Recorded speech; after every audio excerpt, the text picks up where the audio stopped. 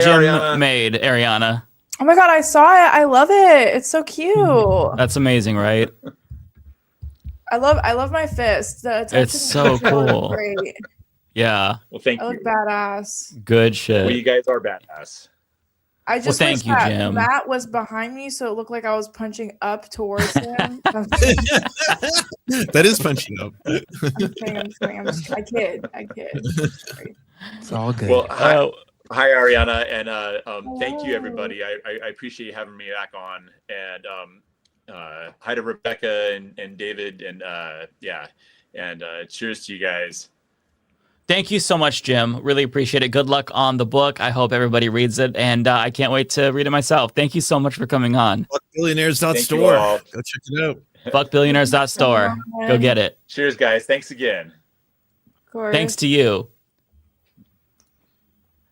Not a paid advertisement, by the way. We just really are excited. So we also have another guest coming on.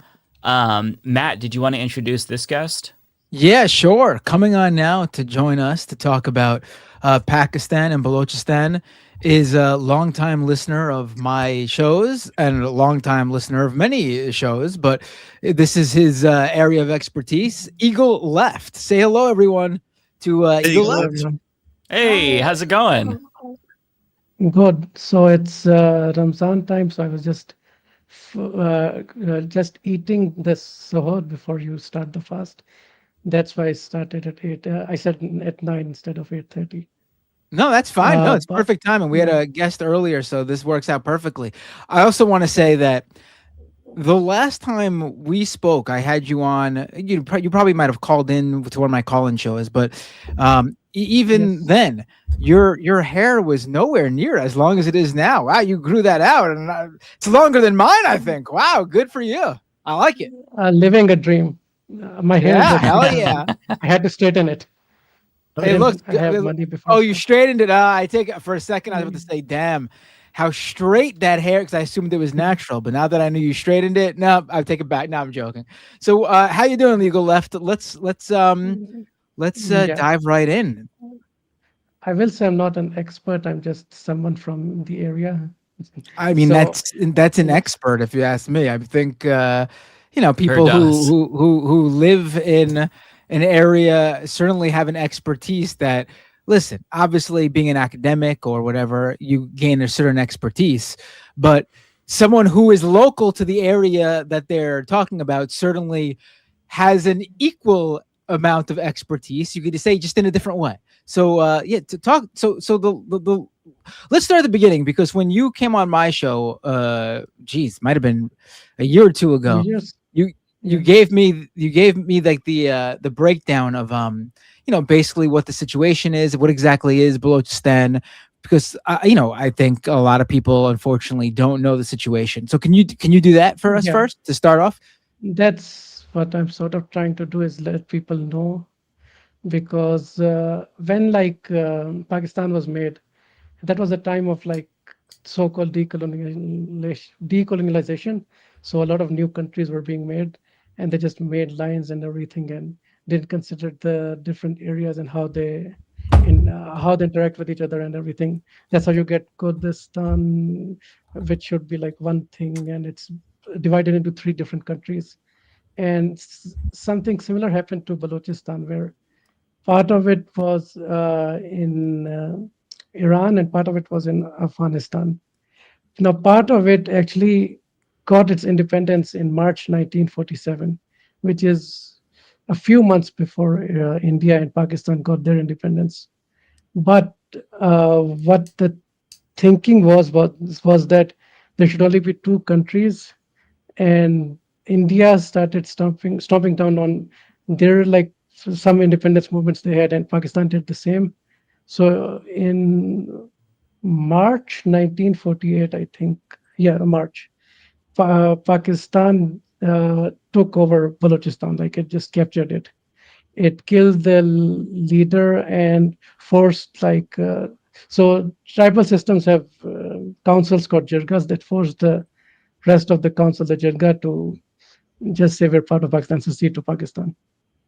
And from that time started like a not so pleasant, pleasant, like I guess marriage, whatever, between Pakistan and Balochistan, where there's been multiple independence movements rising up.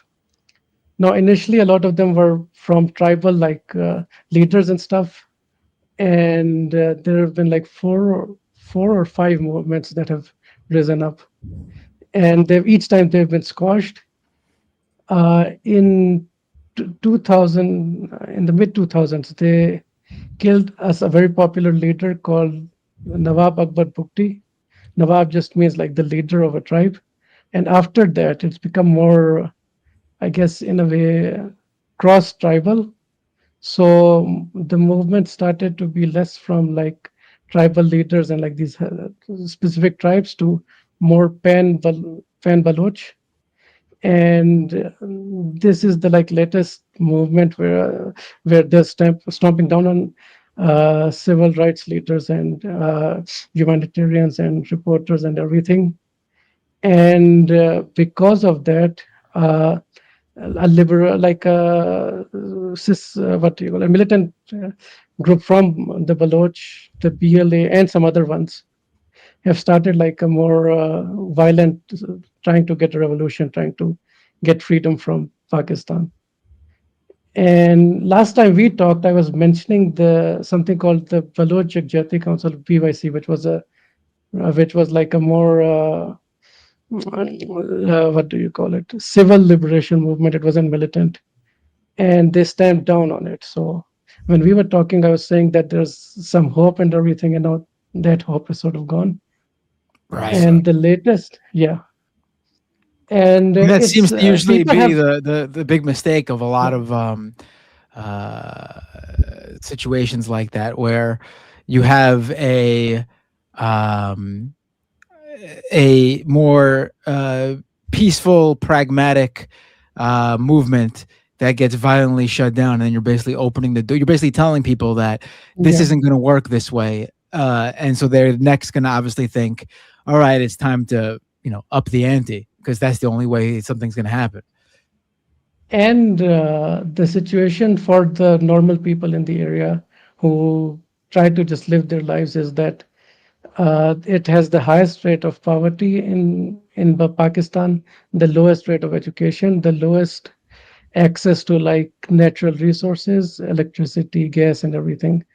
And because of that, when you lose hope and you don't have any access or any way to move forward, just live your life, a lot of the youth has started joining these militant groups as well.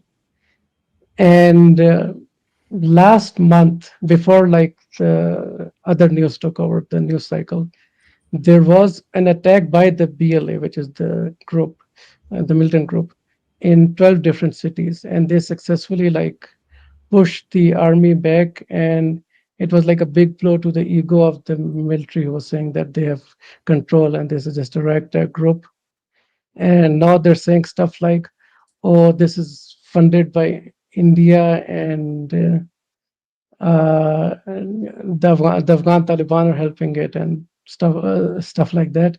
So they're still failing to acknowledge that the rights of the people, and because of that, it's getting pushed more and more towards militancy, and that being seen as the only real or viable option.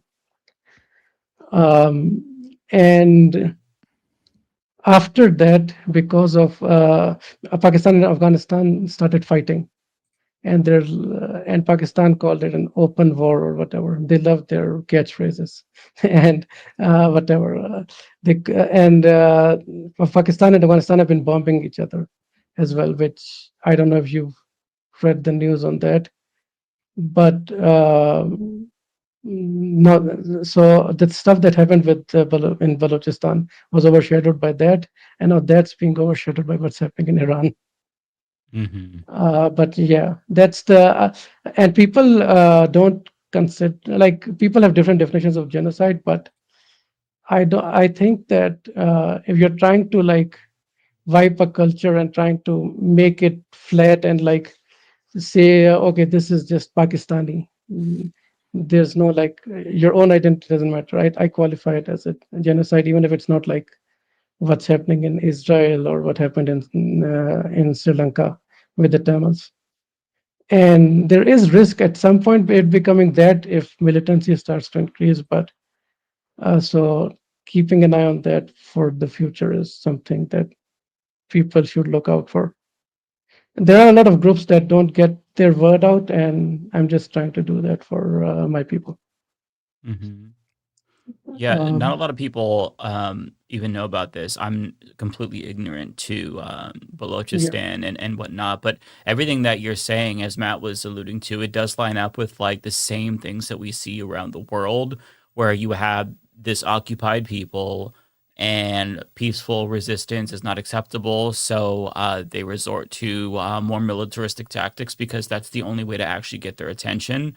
You see, like it's not just like on the left we talk about Israel, Palestine, and whatnot, but it's actually a lot more common. It's the Sahrawi people in Morocco and the Western Sahara, and now Balochistan. It's happening all over the world, and these types of like colonial occupations, they all kind of have the same fundamental characteristics where any resistance, be it peaceful or violent, is completely crushed and delegitimized. And there's always a scapegoat. There's always a boogeyman behind it who's funding it, but never an actual, like, legitimate attempt to hear out the pleas from the people who are being oppressed. Yes, they don't even name stuff here. They have weird catchphrases for it. So they call the Balochistan Liberation Army. They call it Fitnatul Hind, or Fitnatul Hindustan, which basically means kind of like, but I can't think of a word, but it just says that India's malice or some word like that. I can't think of a proper word in English, but that's how they try to frame it.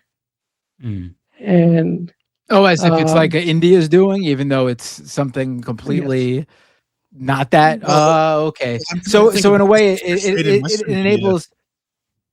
Well, what was that, Lance? Well, I was just going to say that, like, I'm trying to think of how this was portrayed in Western media, because when I was reading about, like, potential military conflicts between Pakistan and Afghanistan, Balochistan wasn't even mentioned. Like, I don't think I read a single time. Yeah, a single Western article that mentioned that. So. Oh yeah. I until Eagle Left reached out to me the first time I had him on Doomed, I had no idea this was even going on. And if you even look today for news on the region, it's all like Al Jazeera, which is great, but that's pretty much it. Al Jazeera or other like news outlets that just happen to have an English version of their coverage in that area. But otherwise, in terms of like US based or Western based media, period, no, nothing. Al Jazeera has like been good on like these different sections of the world where they report something, at least, even if you don't get it. I've also posted a link that has some info. A lot of what you'd see is missing persons, which is where they abduct like either civil rights leaders or their family. Like they won't abduct. Sometimes they won't abduct you. They'll abduct your brother or your father or your cousin or your daughter or none or son, whatever. A lot of that is what goes on in how they suppress the people. And the leaders that Marang Baloch was a big leader in the civil rights movement for Balochistan, and they just took her, and he's been in prison for like, it's been more than a year, I think. So this is a source that if you are a leftist and you're trying to learn more, this seems really, really good, because like there's a complete with the caveat that blackout. There is a bias here. So not all of the framing might be like completely trustworthy, but a lot of it is. Okay, that's good to know. That's good to know. Yeah, it's hard to find even like, because they kill journalists as well. They kill or they abduct their families, or a lot of other ways they shut people up here. A lot of the times they also like just turn the internet off in a lot of places, so no one can even report on anything, even if they try to. But a lot of reporters aren't even here. Like not just international reporters, national reporters. Like people from other, like you said, you had no idea. A lot of people from other provinces don't have any idea. That's how much of information vacuum there is. Is there any like prominent international journalists who have any recognition whatsoever? Because I don't know, and I haven't been looking for, but I've never seen a single journalist who's from Balochistan who ever even like mentioned it. Because it's hard to figure out like The only why time I've it's so read silent. Balochistan in U.S. news is usually when it's talking about how it's close to like the Chinese border. That's like the only time that seems that Western media cares. I think mentioning it or discussing it because of the I don't even. I've never even read anything like that. Even so, you're already ahead of. So seriously, I think it's been ignored. but it's like, next to Iran. So there's Balochistan is the southwestern province. Punjab is the north eastern province, and then above Punjab there's some areas that are contested that India also says are theirs. It's part of Kashmir, and from Kashmir you get and what we call that area Gilgit-Baltistan, and that's next to China. I'm gonna bring in a map here just so people can kind of like visualize what you're saying. Let me pull it in. We love maps. We do. Yes. So what they're showing as Balochistan here is not the complete part. The southern part of Afghanistan, a small part of it, is also Balochistan, but it's in Afghanistan. And then there's a province, Sistan and Balochistan in Iran, which is also the Baloch people. So it's as one single entity, it's much bigger, but it's broken into 3 countries. Much like how Kurdistan is. It's very similar to Kurdistan in that way. Oh, okay, I see. Between 3 countries. Yeah.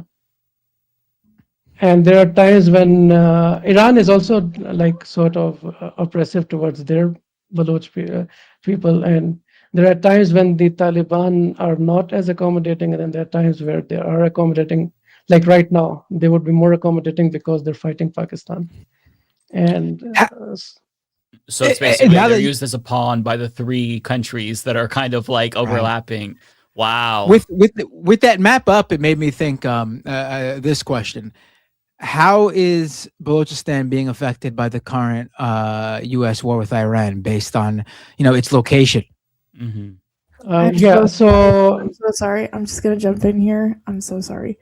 Chat, this is nothing, Matt, nothing against you or anyone else here, but it's just whenever someone pronounces Iran as Iran, it like something in me, like my blood cells curdle. So it's like either Iran or Iran. I'm so sorry. If we're gonna do, I know. I'm sorry. I you know what I mean? Like I'm so sorry. Not to be the grammar police. I'm sorry. I'm sorry. It's either okay.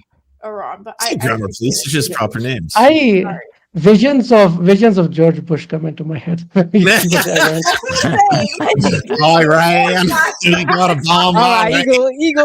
Eagle left hand. Eagle left hand. Tell me about how Balochistan's affected by the current war in Iran. To be fair, Ariana, a lot of Americans also say Italians as well. So it's just there's a problem with countries that start with an I in general. They're not bombing Italy right now. So that's fair. That's a fair point, I will say.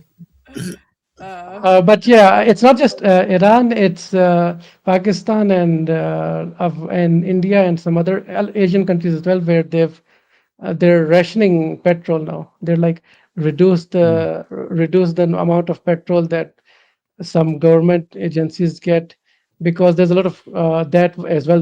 A lot of people in military posts and in government posts get like free petrol as part of their jobs, and now they've reduced that.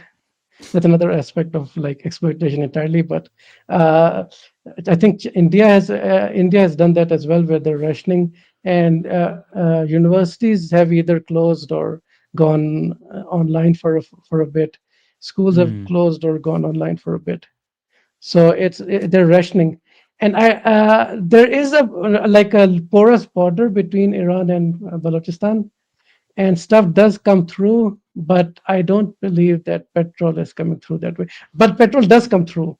There is like Irani petrol is cheaper, and we get it because of the sanctions. You can't like officially they're not supposed to do it, but sometimes they let the border become more porous, and that's how you. That's like a thing where you get cheaper petrol because of that. But now it's I don't think that's happening as well. So they're like rationing. Even though I think they said that Pakistan would be allowed, but I'm not sure what's happening with that. I'm curious And I'm not about. sure. Yeah, sorry. Oh no, I'm Go ahead. sorry. Go ahead and finish. No. I forgot what I was saying anyways. Oh, I'm sorry. No, so I No, was that's just good. curious about. Good job, Mike. Good job. I'm just bad with that. No. So one thing that I was really curious about is if you had any gauge of like the public sentiment in Balochistan towards one stated goal of the U.S. government, because one thing that I've seen, not from Trump per se, but just from the media who's talking about potential goals, is that one thing that the U.S. would like to get out of their invasion of Iran is sort of this balkanization of Iran, since they are really ethnically diverse. And do you see any support for the Western government and what they're doing? Because in the event that were to happen, then that could be as like a domino that falls. If Iran falls, then perhaps Pakistan and Afghanistan, to where it leads to independence. Like, do you see any support? Or do people in Balochistan view the West as just like another imperial power that they can't really use to their advantage in this situation? Like, it's kind of a convoluted question, but can you like speak to the public sentiment? Because that's one thing I've been curious about, whether or not this could be like an opportunity to try to capitalize on the things that are happening right now, if anyone's thinking that, or what they're thinking in general about the West and their view on Iran. As far as I know, and the people I talk to, no one's like supportive of the US or like buy what they're selling. Okay, that makes sense. Yeah, people have, and I haven't heard anything from like the BLA saying anything as well, or any news about that. So like the more militant groups, I don't think have said anything about it either. So I don't believe anyone's like enthusiastic about what the US is doing in Iran, because they're seeing what, especially a big motivator, I guess, is that we are already opposed to Israel and what Israel does, so that makes it easy enough true. for. Yeah, and I don't know of any people in the diaspora or the locals who are like kind of like the Pahlavists in Iran, who are like sort of supportive of Israel and America for no reason, and are happy that their own people get bombed. And actually, I think when US was firing Iran, one of the like they targeted something, and the shrapnel from that killed someone in the port of Gwadar, which is the southern. It's near the sea in Balochistan, and a fisherman died. So even oh wow, the fact that we've had is negative in that sense, and of course the petrol and the cost of food and everything increasing because of that. So no, I don't think anyone's. okay, There have been times in the past where like people have thought about it, but this is so like blatant and stupid that no one's no right, one's buying that. They haven't even tried to make anyone buy it, so why would people buy it? right. No, that makes sense. I asked because like oftentimes you hear about like the U.S. government trying to work with non-state actors. You see the Kurds. There are reports about like the Kurds are being supported by U.S. ground invasion. I'm not necessarily sure if that's like if that's something that is true. But it's like, well, does anyone want to make a deal with the devil? Like, is there solidarity? And it's nice to know that it seems like there's a lot of solidarity among the people. As far as I've heard, the Kurds were never like looking to do that either. There were reports of Israel trying to do false flags that are like, okay, the Kurds did it, and trying to get Iran. Yeah, and I've heard that even though Iran's bombing like everywhere, Oman is one place they keep denying that. Oh, we attacked Oman. So there might be like, and there was I think Pakistani intelligence told Saudi about Israel trying to false flag an attack in Saudi Arabia as well, other than the targets that Iran does. So there's a lot of like that stuff happening, but they haven't talked to people like they usually do when they're doing these invasions. The militants from oppressed groups or something like that. They haven't done any of that, I believe. Okay. Because Okay. it's not planned properly, right? And they just did it on a whim, I think. I don't think they took their time in Iraq. Like before invading, how long did they take to manufacture consent? I guess. Yeah, yeah. At least it was like a year. I was young, but it was at least like a year. I remember hearing nonstop, talk of nuclear weapons and stuff, and yeah, they really sold it. They tried to sell it at least. Do you not feel like Trump's current strategy is almost smarter in that if you don't state what your aims or goals are, then you always win? Because now he's like every other day, he's like, yeah, we won. And I was like, everything is worse by every metric than it's ever been. What are you talking about? No, yeah, it's just his strategy is just straight up like it's better to ask for forgiveness than permission. That's the Trump strategy, right? So, and Iran's been clearly thinking about it for a long while because they know what they're doing and how they're doing, and they can't hurt the US, so they're squeezing the world with, I guess, oil, what's the fertilizer, aluminium, and I think sulfur as well. I learned through this concept that the majority of it is produced there. So now I'm like, oh, that's interesting. And it's so funny that Ariana was talking about the Strait of Hormuz right before, like now any boat that tries to go through there, just like, yeah, no, you don't get to use the Strait of Hormuz anymore. That's over. If only we could have foreseen this happening somehow. It's so bad. I mean, gas in LA is okay. First of all, when Western analysts literally start analyzing everything with the prices of oil and groceries, I'm like, okay, yeah, shut the fuck up. But we're doing this in the context of the Strait of Hormuz, right? And we've talked about this before.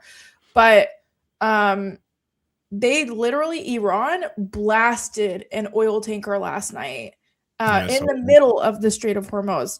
And going beyond what kind of, obviously, first of all, there's a bunch of ships and tankers that are basically stranded in the middle of the Strait of Hormuz. They're all way too scared to cross. So that's a lot of oil. Currently, oil prices in LA are reaching $9 a gallon. My brother, who's in San Diego, told me that. My brother told me his gas is now $6 a gallon.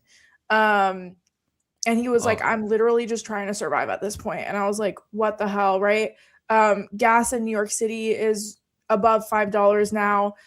This is just the beginning. This is just the beginning. Crude oil barrels just went above $100 again today because of that blast that happened last night. But going beyond the cost of living, right? Because what I really need you guys to conceptualize within this conversation as well is that when crude oil prices go up, the prices of everything go up because everything depends on crude oil. So that means your gas and electric, your groceries, everything is going to go up. Everything. It's not just the price of gas, it's the price of everything around you as well. The pendulum goes up and down with gas prices. It's like an ecosystem. But going beyond that, the ecological damage that blasting that petroleum site in the middle of Strait of Hormuz had is catastrophic, not just for the marine life within the Strait of Hormuz, but also all of the people on the Qatar side and as well as the Iran side, right? The Saudi and Qatar side.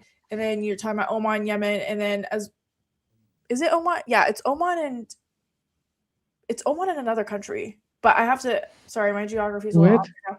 But both of the countries that are bordering on both sides, right? Because it's not just Iran, they're also taking in a lot of this smoke. And what we need, the conversation we need to have within this as well is that we have to look back in 1991 when Saddam Hussein put fire to a bunch of petroleum oil tankers in the middle of the desert, right? In the middle of the Saudi desert. And essentially what happened was this was in a desert and really the only people in that area were American service military people, okay?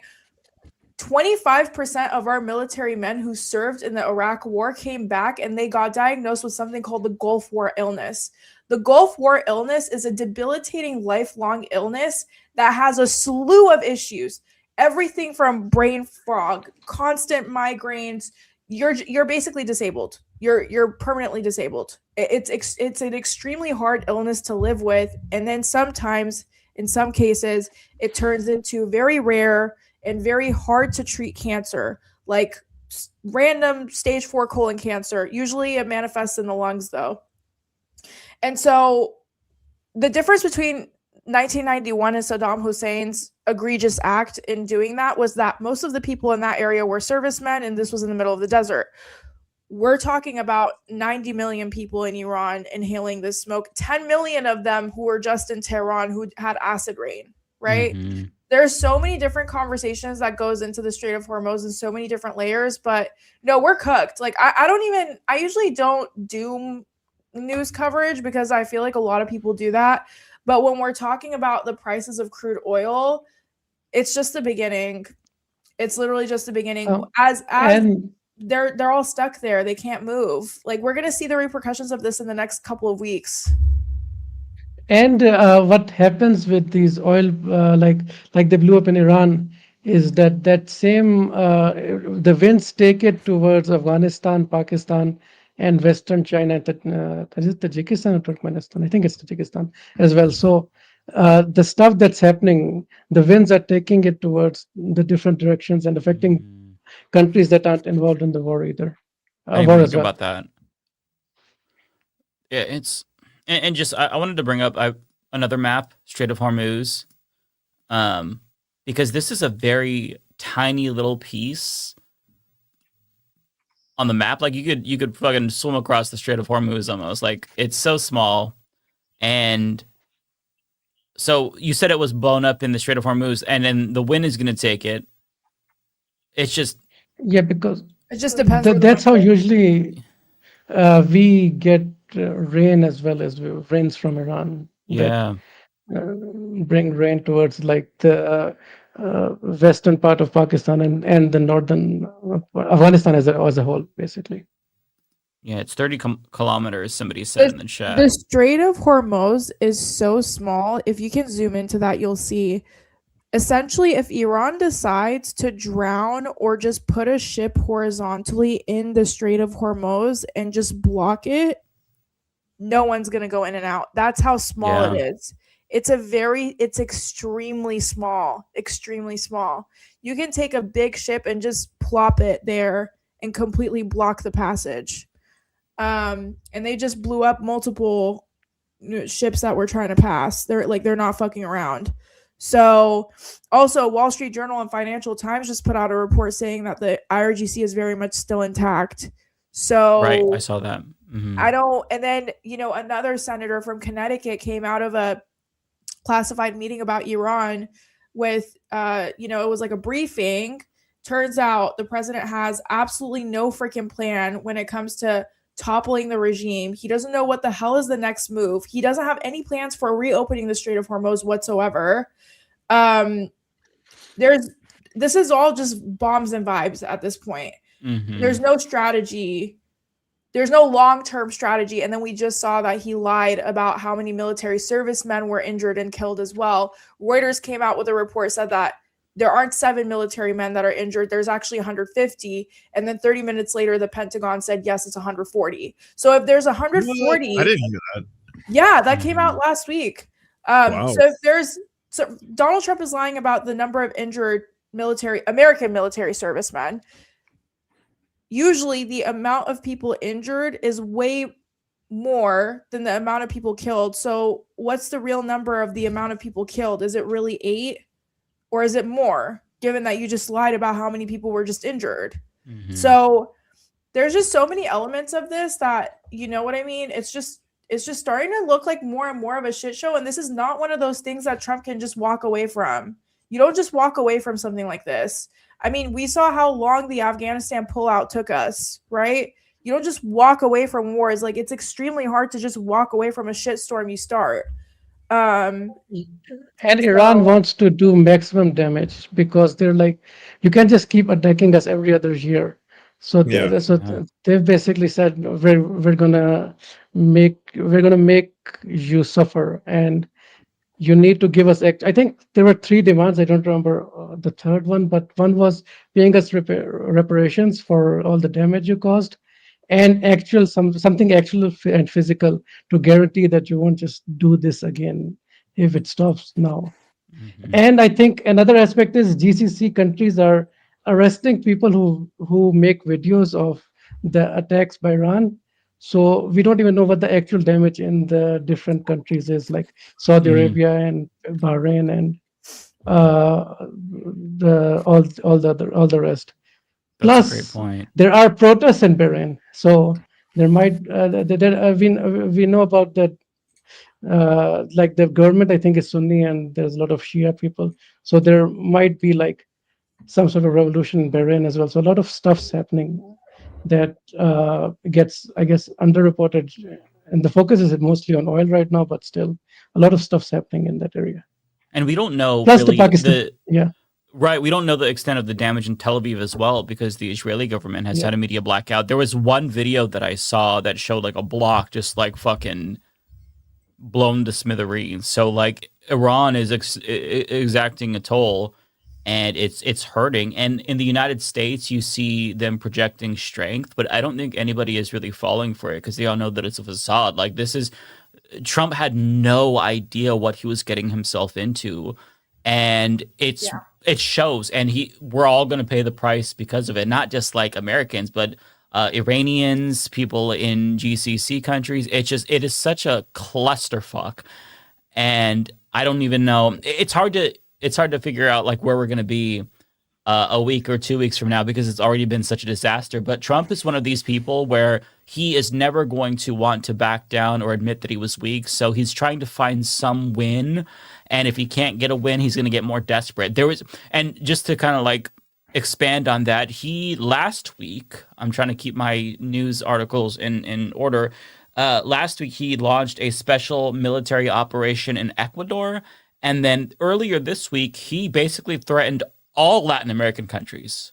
He just said, like, we're going to do drones in all of them and take out the terrorists. We don't know if he's talking about, like, drug cartel. We don't know what he's just all of them. All of Latin America's.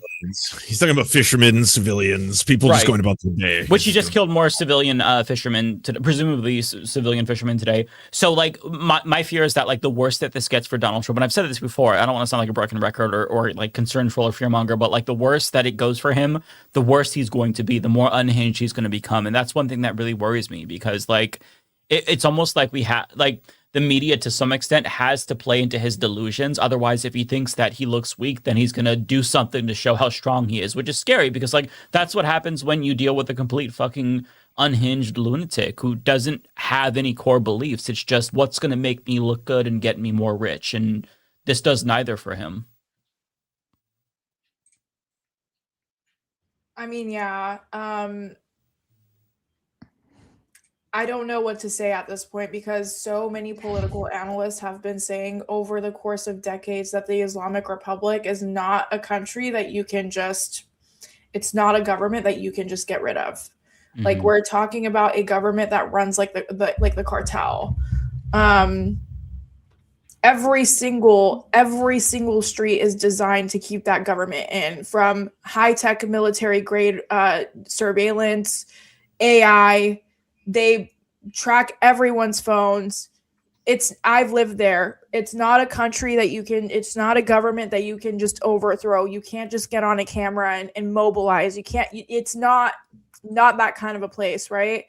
They took out Khamenei.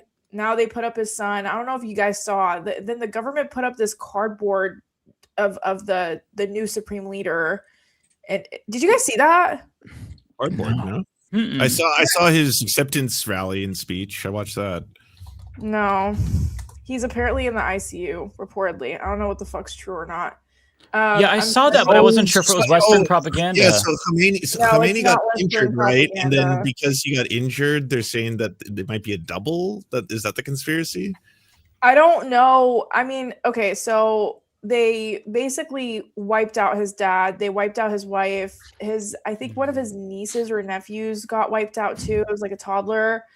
But then, so they basically gave this man a Superman villain story. Yeah. And then now there's reports that he's in the ICU, but then other people are saying, no, he's alive. But then there was this like cardboard cutout of him that they brought out to like resemble him. But then only the Zionists are reposting that. So I'm like, did that really happen? Like, there's just so much shit happening, honestly. And like another really, really, really big problem within all of this is that another really big problem about all of this is that there's these Telegram groups that keep spreading a ton of misinformation.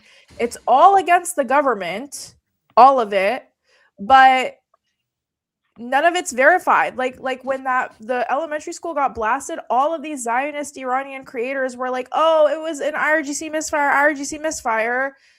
It was all from those Telegram groups. And it's like all of our boomer parents are like falling for it, right? So it's just like misinformation on steroids at this point. Mm-hmm.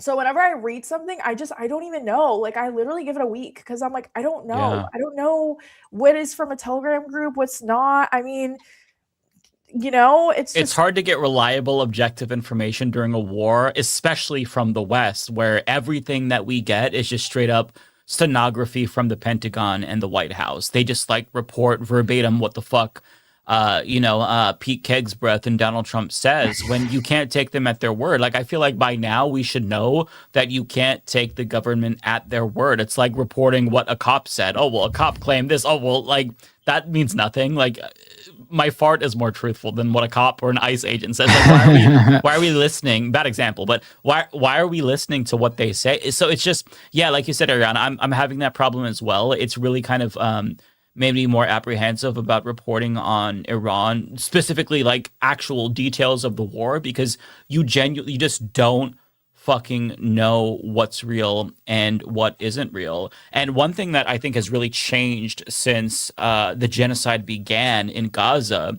is that when it began, everything that we saw was authentic and legitimate, with the exception of like, you had some attempts to, and Matt covered this, attempts to like say, oh, this is Hollywood, this is fake, they're actors. But for the most part, you could trust what you saw. Every once in a while, you'd get a video that's like 2 years old or something of a bomb.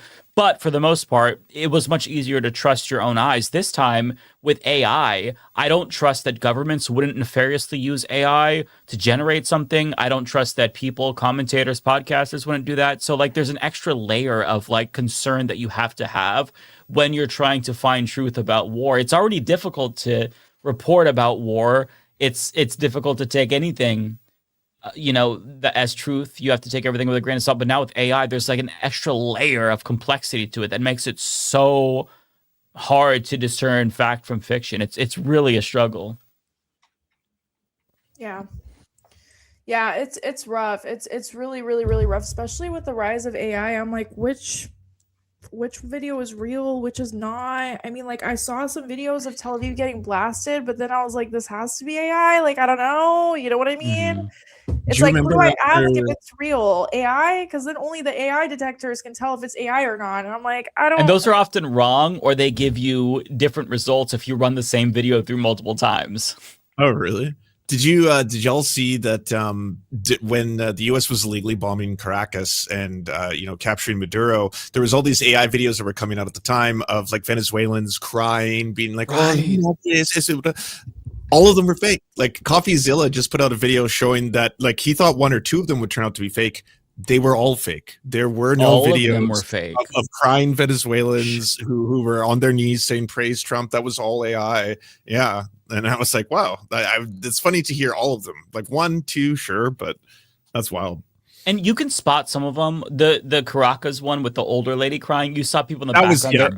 That one was obvious. Their arms are just going up and down. But here's the thing. Even though we can detect that, a lot of people, they don't notice that. Like Trump supporters were, at least on Twitter, again, those are probably bots too. So like we're talking about dead internet theory here. But like people thought that they were real. And if that's the perception, then that's the reality, right? I mean, it's a really dystopian time to be alive. I'm not going to lie. It is so demoralizing because you just, I don't know. Like, I don't know what to say. Talk Sam Altman. Think we can all. Yes. Yeah. Some of the crazy thing too, and one other crazy thing too, is that we're not always even dealing with AI, right? I mean, True. these clips and videos going viral, some of them are literally just like scenes from a video game, like cut scenes from a video Arma game. 3. Right. And it's like It's always Arma 3. it's like, come on. It's like, are you kidding me? I mean, the real problem, I mean, AI obviously plays an enormous role, but to me, just as nice as this sounds, getting rid of AI doesn't solve the issue completely, right? I mean, the real problem is there are just too many people, hopefully willing to just share lies to push whatever they're trying to push. We see this a lot. And it's sad. I mean, I don't know what else to say about that.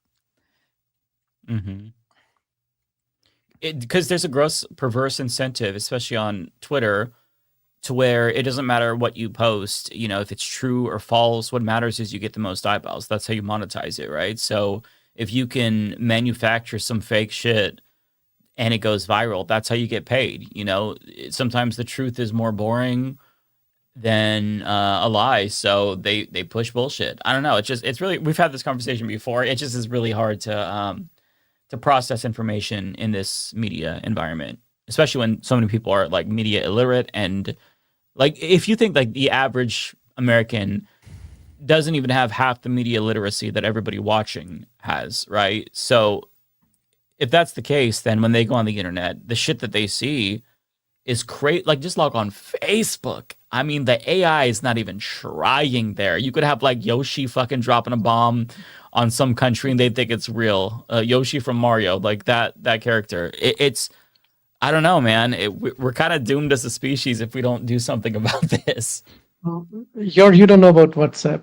That's where the the uncles and aunties share their like very weird AI. I do. I am, unlike most Americans, I do have WhatsApp, believe it or not. But it is funny that that's where all the shit's going down, where they're You're sharing not in the all groups, this. though. I'm not in the groups. No. That's funny. Yeah. Well, Eagle Left, did you want to talk any more about Balochistan, and like what would you say to leftists, to kind of go back to that, in terms of like what we can do to promote the cause? Because I think that the left is really good at getting the word out these days about like Gaza and colonial projects that are much more obvious and out in the open, like Israel. But if they don't necessarily know, then I think obviously education is the first thing. But assuming that like they come away from this and they really want to help, what do you think that Americans should do to like further the cause? I think, of course, for the Baloch, just learn about that and be aware and spread the news about the Baloch to other people who don't know. Another thing is, this is something that leftists have an issue with in general, is don't fall for like anti-colonial language in these countries, like we're from, like Pakistan, Iran, India, and Sri Lanka, because a lot of countries, in a lot of countries, there are groups that call themselves communists that are sort of like not really, and they have a lot of dark baggage, and they're like it's something that we talk about in the South Asian like leftist community as well, is like people falling for anti-colonial talk from someone like Imran Khan, who's the leader of PTI, which is a big party in Pakistan, and some parties in India call themselves communist, or the Sri Lankan government, I think, is also called. They call themselves communists. So, but be careful of those groups as well, and spread awareness of like not just the Baloch, but all the issues that, whether it's Sudan, Congo, or Palestine, the Kurds, whatever it is, the Uyghurs. Also, don't do that thing of like just calling everything a color revolution. There's a lot of leftists who just do that and just they give up their any responsibility of thinking through whether the protest movements are real or not. Mm-hmm. We wouldn't know anything in the West about fake communists, so that's that sounds like a very localized phenomenon.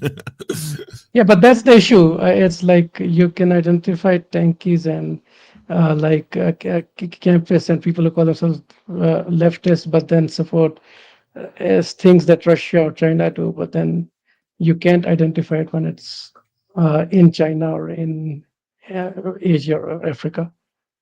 That's fair.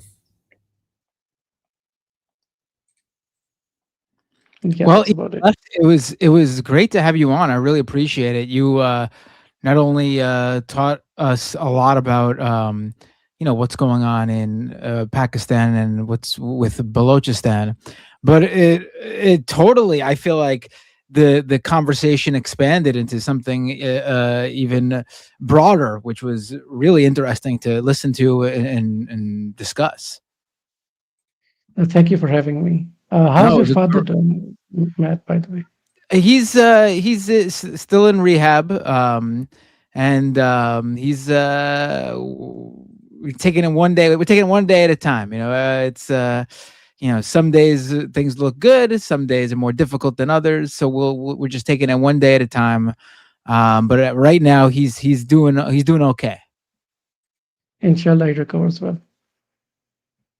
What was that? Okay. Inshallah, he recovers well. Oh, thank you so much. Yeah, absolutely. Thank you for asking. I appreciate that. Have a great night, Eagle Left. Have a good one. Nice Bye. to meet you.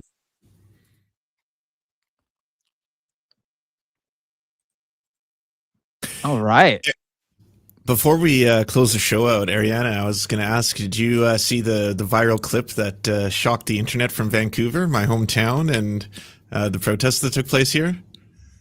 Oh, no, I thought you were going to talk about me going, a bunch of pictures of me going viral, well, with me in it going viral on Twitter. So, no, okay, well, then go on. I want to hear about both of these things. Wait, what? Wait, what? Huh? Did you guys not see Mamdani's? Oh yeah, you went to you went to that event, right? Oh, the fair today? Bro, he hosted a creator iftar, and it's so funny because at the creator iftar, we were all like, "Oh, dude, we're about to get cooked on Twitter in 2 days." Like, we just knew, because some people went in the corner and they started praying Muslim style, and I was like, "Oh, we're done. Like, we're so cooked. Give us like 2 days." Did you say started praying Muslim style? Yeah, like that what you said? Y'all know what I'm talking about, right? Like the Muslim, not like let's all hold hands and put our heads down and close our eyes. I'm talking about like standing up and down. You know what I mean, Muslim style. And right, because if you did it the Christian style, that would be completely normal. Oh yeah, right. You did that weird thing where you put your arm on hovering over Donald Trump.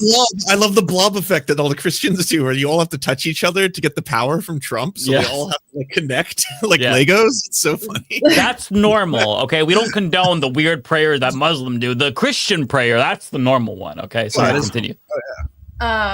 So I was sitting right by Mamdani. Well, not right by him, but like in his vicinity, and I'm literally in every single picture. And like Tommy Tuberville and like all these people are like quote tweeting it. And then I've got my own Iranian people quote tweeting me basically saying like, see, she's with the Islamic Republic. Because I went to an iftar. Like, okay. Literally Twitter beefing with this girl who uploaded, first of all, I don't know if this is appropriate for me to say, so like Mike, let me know if this is problematic, but her husband looked so gay in the video when they were dancing together. I was like, your husband has to be at least in the closet a little bit. Like it was giving fruity tooty, I fear. But anyways, they filmed themselves dancing when the bombs were dropping. And so she I'm trying to find these pictures. Just look up Mamdani iftar and like someone will come up. I know End Wokeness posted it, but anyways, which is so funny because like the iftar had like I had two Jews sitting right by me, like one on this side, one on this side. Like it was, and they were both asking me questions about the tradition, and I was answering, and we were all sitting and they were learning, and it was really wholesome and cute. Honestly, it was so wholesome and cute. We talked about like, our favorite memories and just like how important this was to us because we've never had an experience like this and blah blah blah. Anyways, now I'm like fighting with this girl on Twitter because she quote tweeted me and she was like, I can smell this picture. And I was like, you were literally dancing for bombs, bitch. Like, sorry, excuse my language. You were literally dancing when a tomahawk bomb hit an elementary school. Like, you and I are not the same, and I'm totally fine with you hating on me because, like, that's okay. Like, you and I are just not the same, I fear. Oh, I found a video, actually. You're right next to Matt Bernstein. Yeah. Oh, I love Matt. Yeah. He was one of the Jewish people asking me questions. Okay. Yeah, so... This is from Facebook, just the group called Muslim. Yeah, well, a bunch of conservatives took it and they ran with it. I saw Jack Posobiec posting this there. Okay. Explain it to me again. What exactly is the controversy? Because I'm like, I'm trying to that they were doing the thing and that's Muslim in public. Is that the whole? Like, I'm just like existing while Muslim, I think is the term. They're basically saying that like that's crazy. Islam is taking over. Okay, let me send you guys what Tommy Tuberville has been fucking retweeting. So Tommy Tuberville retweeted this, but then he tweeted. I have a good palate cleanser for you, by the way. After this, that's tangentially related, Ariana. After. Okay, I want to hear the Vancouver stuff though. Okay, let me bring in the Tommy Tuberville. Oh, Benny Johnson, that homo, tweeted about this too. Yeah, Tommy Tuberville did. The Page End Wokeness did. Okay, I'm bringing this in now. Grounds everywhere. So, closeted homosexual Jenny Bonson says a Muslim flag was raised at New York City Hall and chanted Allahu Akbar. Mamdani sat on the floor and ate with his hands at New York City Hall in March. This isn't assimilation, this is takeover. Okay, well, Benny Johnson, to be fair, you also suck men's penises, allegedly, when your wife isn't there. And that's not very Christian of you. Okay, so as for the Tommy Tuberville... Tuberville, sorry. That was I don't know which one is correct, honestly. It could be Tubyville. The enemy is inside the bro. This is so fucking racist. Oh my! Yeah, and I'm like right there, and I'm like right by the tower. How is this not classified as like an incitement of violence? This is fucking insane. Like, what kind of shit luck do I have, bro? Like, it could have been someone on my side taking a picture so that people on the other side would fall into it. Right. No, just fucking, just right there. Wow. This is somebody in the chat said it's like this is straight up early 2000s Islamophobia. This is so fucking explicit. Tuberville should be straight up like expelled for this. That's fucking insane. Yeah. Wow. So it's been my life like today. Nobody even bats an eye. I didn't even know that he tweeted this. Like if this were 15, 20 years ago, maybe it'd be a bigger story. Maybe not 20 years ago, but like 2010s, this would be a huge story. It'd be a controversy, at least bigger than it is today. But they're just so open about their straight fucking like rank Islamophobia. That's actually wild to me. Jesus Christ. Well, okay. This is the palate cleanser. For all the racist Republicans who think that, they're so normal, this is what the rest of the world thinks of them. So in regard to that Trump prayer, people in China are making fun of it. They're memeing on it. And I'm just going to play this. So I think it's really wholesome because they think they're the normal ones, but this is how the rest of the world views them. This is in response to that picture of, what is that lady's name? Paula White, right? His spiritual advisor. She was like praying on his shoulder. She's the lady who speaks in tongues. So here's their parody of that. Pray for your grace and protection over our troops. Father Jesus, pray you'll continue to give our president. So, yeah. Oh, I have faith in humanity again. I didn't know this was a trend. Yes. If you can get on the algorithm of like Chinese TikTok or on RedTube, they are so fucking funny. It's really funny how MAGA always thinks that Trump is well respected around the world, and now other countries fear us again or respect us again, and it's always the opposite. It's always the opposite. Yeah. They actually think that they're like the main characters and everybody thinks that they're cool, but no, they're just like huge fucking losers. Oh, I said RedTube. That's not the one. That's a porn site. I'm sorry. What is it? I haven't been on the website. I did say RedTube. What's the app? You're thinking Red of Notes. Red Notes. Mike said something that's on the mind, obviously. Porn on the brain. Sorry.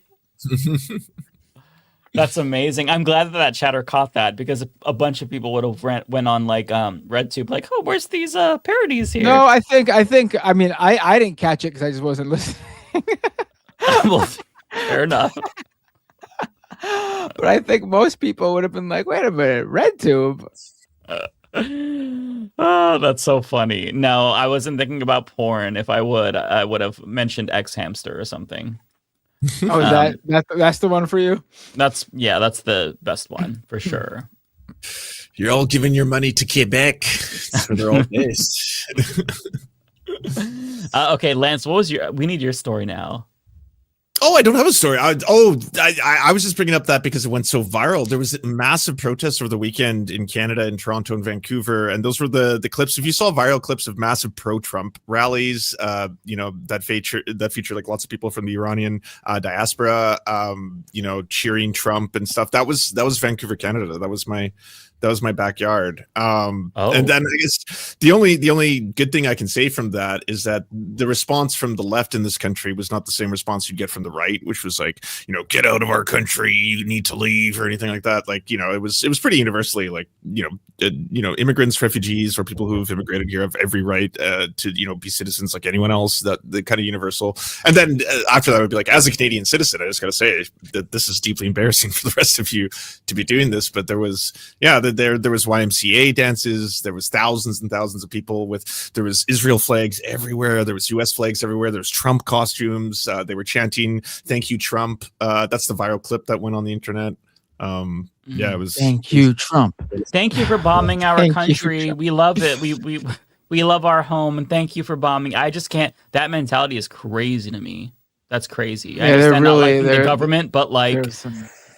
There are human beings being killed. Desperation, but like, and I was really trying to understand, but like, I mean, the Iranian Red Crescent and multiple American media sites are reporting that 17,000 residential buildings have been hit. That's not even schools and hospitals. That's just purely residential buildings. So, like, what the fuck do you guys want to go back to? Rubble? I don't. Yeah. It's just like, imagine if a lot of people in this country, like in this chat, I should say, let's narrow it. They don't like America, right? So let's say you were lucky enough to move to Canada or Mexico. If you saw like another government bombing the United States, would you support that because you don't like the regime? You don't like Trump? No, because you know that's going to be like your family that's getting bombed in the process. It's just, how can they not see that? That's what I'm struggling to grapple with. I mean, I think it shows you the level of white supremacy and its effects imprint on people. Right? True. Like, I've told people when I was like a little kid, my mom's Indigenous. I used to hide that from the kids at school because the kids at school were so racist towards like Indigenous kids. So I would lie, right? But I'm just explaining how that works, because even as a kid, I didn't know what racism was, what white supremacy was, what structures were. But I knew the kids were saying really shitty things about one group. I didn't want to be a part of that group, so that made me hate myself, kind of thing. Like that mentality, I think that plays a big role. And then that could play a factor. Obviously, like, I think people in other countries, when you immigrate to like the West, you start to be indoctrinated by the West is good, it must be, right? Because like now I have more and more benefits from or whatever is happening, or I can send money back home, so that must mean West is good. West is good also means that Western projects are good. Western projects include supporting Israel, supporting US imperialism, that kind of stuff. Yeah, well said. It's just really, it's such a sick and twisted mindset, because I mean, part of it, again, like you said, it's cultural. It's a media thing. We just kind of talk casually about war. We glorify it. There's video games, there's movies where it's like super cool and fun. But, you know, when we hear about the actual toll of war, it's talked about in this like sanitized way. Oh, there was 14 casualties or whatever. When it's like, no, those are human beings. Like each one of those people was like the universe to somebody else, and we just kind of gloss over that fact, and we don't think about how like war is it's the worst thing ever. How can you ever think it's justifiable? Because you don't like the regime, especially when you know that the people that you supposedly love are going to be potentially caught in the middle. I can't understand it, and it's not just like with the Iranian diaspora. It's Americans as well. They are so like flippant about the way they talk about war. And the media is part of the problem. We talked about before on this show when they refer to Palestinian deaths. They don't talk about it as if it's a murder, as would be the case with Israelis. It's like, oh, they were killed in a bombing or whatever. Just like very passive and casual. And it's just, we need to stop doing that, and people need to understand that war is a serious fucking thing, and it's going to kill people, and people need to be able to empathize and put themselves in other people's shoes, because as much as I dislike the United States, no, I don't want another country to liberate us and bomb the fuck out of us. That'd be fucking insane.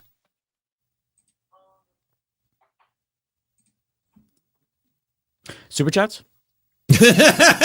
No, I mean I don't know what to say, because you're absolutely right. I mean, yeah. No notes, Mike. You're right. Thank you. So you're all going to be in my video tomorrow. I have a Leftist Mafia clip. Oh no. It's mostly of me because I'm just reiterating what I'm saying. So look out for that. I also want to highlight, I put out a video this week with Kowalski, actually. Oh, hell yeah. Talks about the ecological I impact. brought that up like 600 times. What the Did they really? About? Yeah, because they brought it up like 300 times. They were like, "Did you see what happened on the call?" Oh, no shit. And Mike, and I'm like, "No, I have no clue what you guys are talking about." Yeah, so Kowalski was a great resource because he talks about the way that LNG is going to impact, like, fertilizer and how it's needed. And so, yeah, he talked about that, as well as the ecological impact of acid rain in Iran.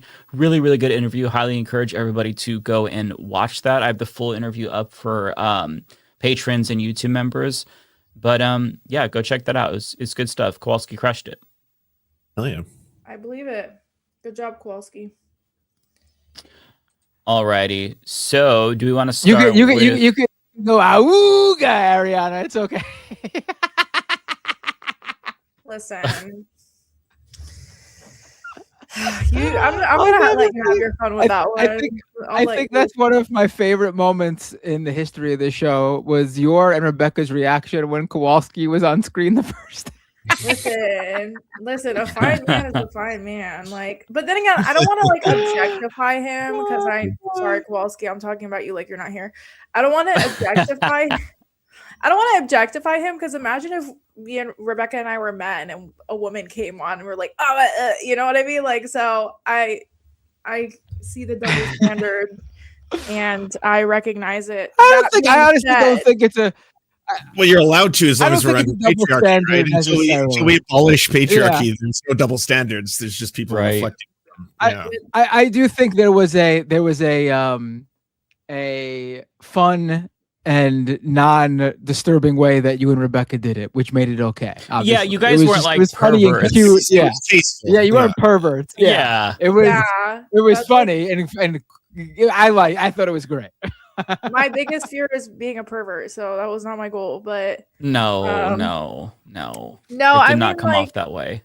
Listen, I see a fine man, I react. Like, what do you want me to do? Man's like 6'4" and like built. I'm sorry, I'm just a girl, Fair. Honestly, it's his fault for coming on with the shirts that he wears. Like, Aren't those his work clothes? Oh, now she's going into that territory. So you think he was asking to be objectified, Ariana? Am I getting this right? Well, you should have wanted to reveal clothes. He's like on the farm being like, Look at Kowalski. Look at this motherfucker. Okay, Kowalski, calm down. Like, Wait, Kowalski, are you quoting Charles Minor from The Office? Yeah, he is. I feel like he is. He is. Bonus points if that's true. Yeah, he is. We love The Office here. He was asking for it. I'm just kidding. Okay, I'm being problematic. All right, let's get to the Cats. cats. Yeah. All right, who wants to read theirs first? I only have 3. I could go right away if you want to pass one. Yeah, sure. Go ahead. Sure.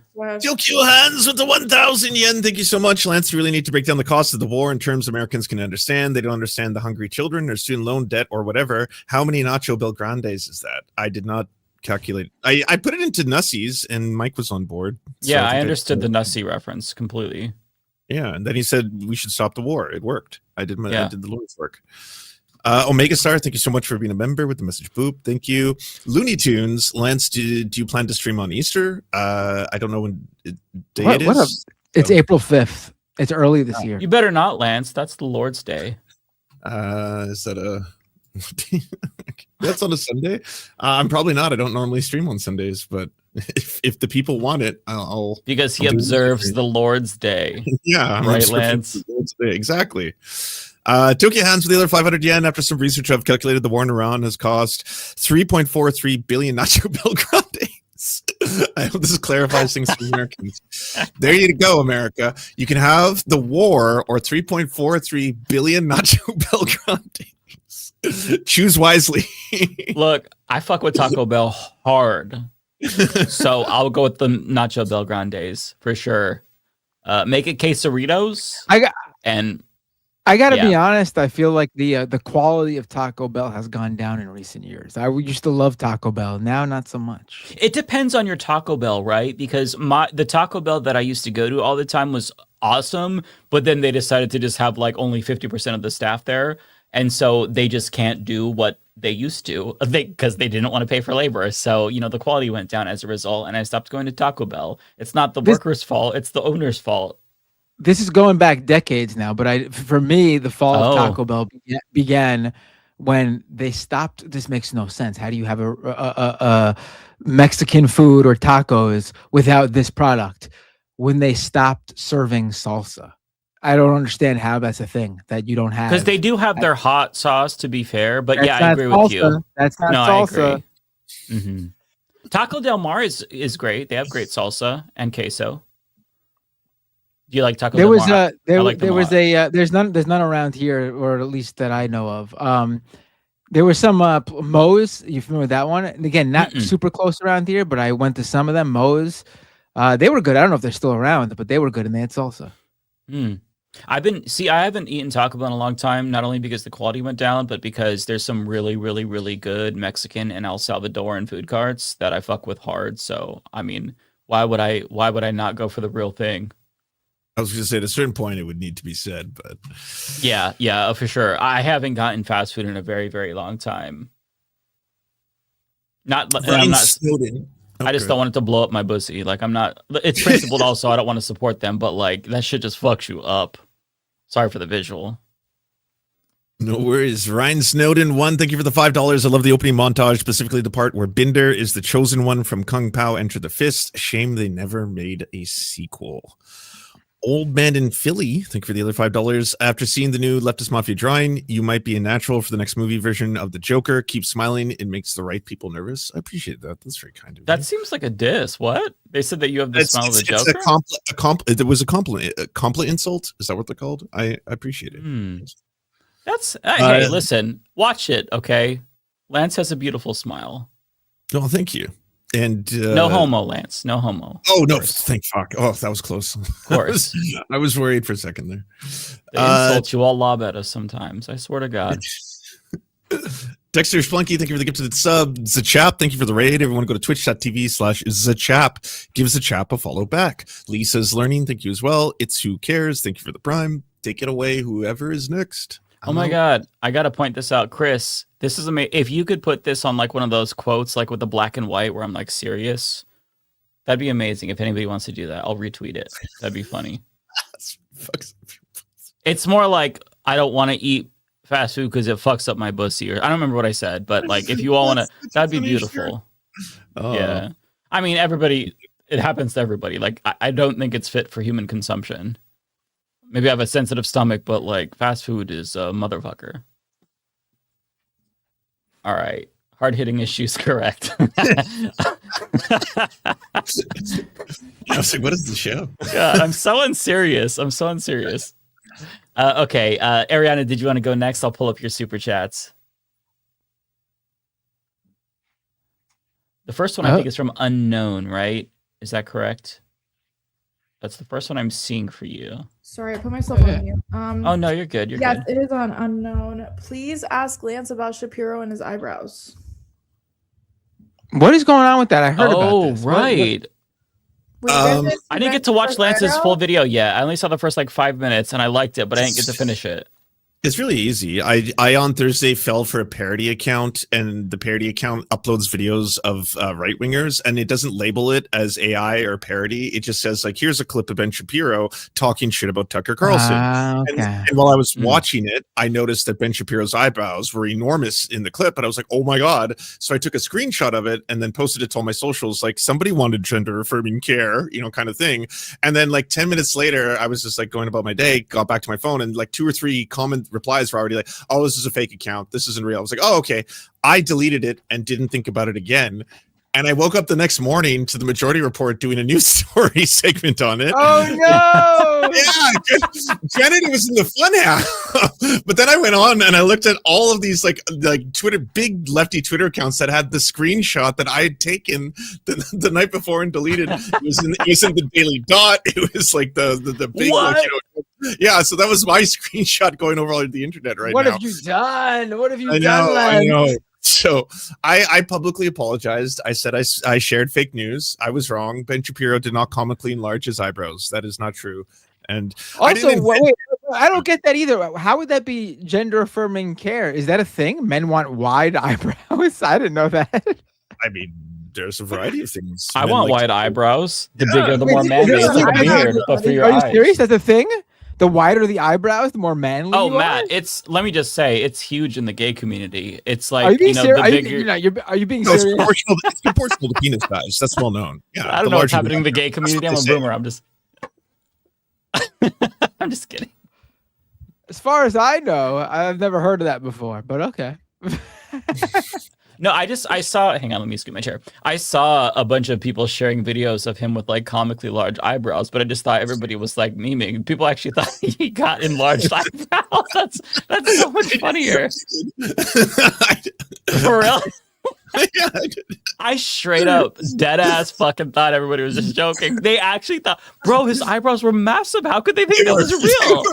They were comically huge. It was what's worse is the account that did it very safely labels themselves as a parody account. It's called Parody Jeff, and there's a giant bio at the top saying, "This is satire. This is not real. I use AI to manipulate videos." Like, it could not be clearer.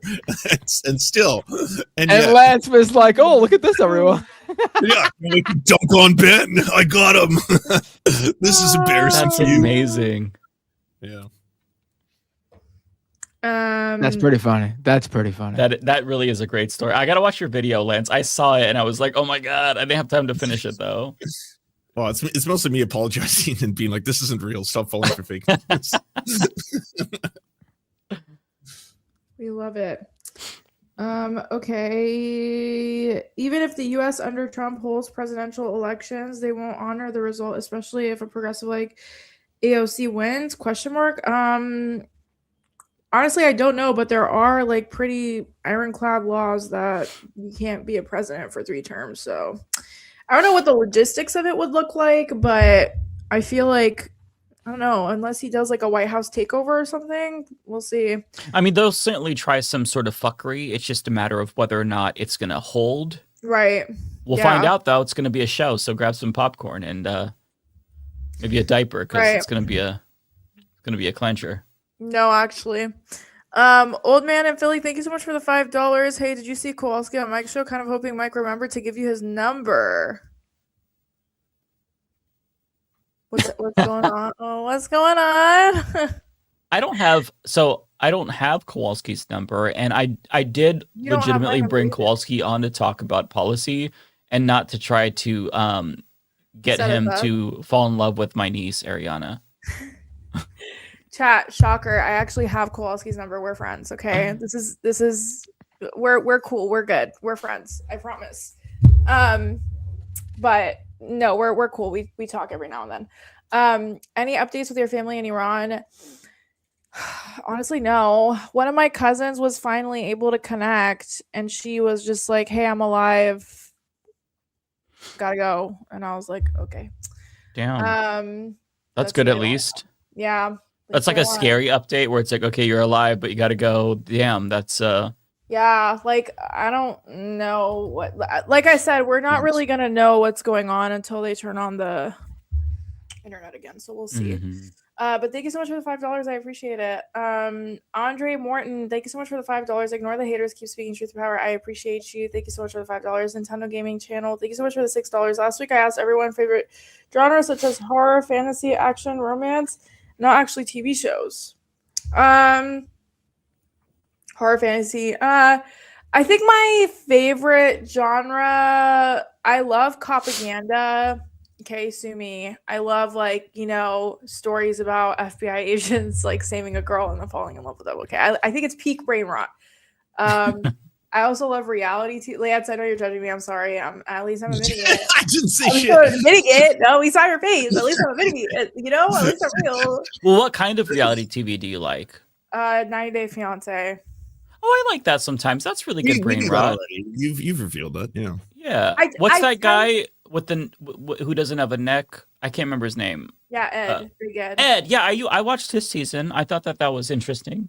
That's old. We're many seasons past. I know. I haven't caught up, but I was big into it during COVID. Like during the start of COVID, I should say. I respect brain rot. We all need brain rot. Brain rot's great. For sure. All of the TV shows I watch are brain rot. Like they're stupid shit. Just because I don't want to, like, when I do something that's not work, I don't want it to be work. You know what I mean? Mm-hmm.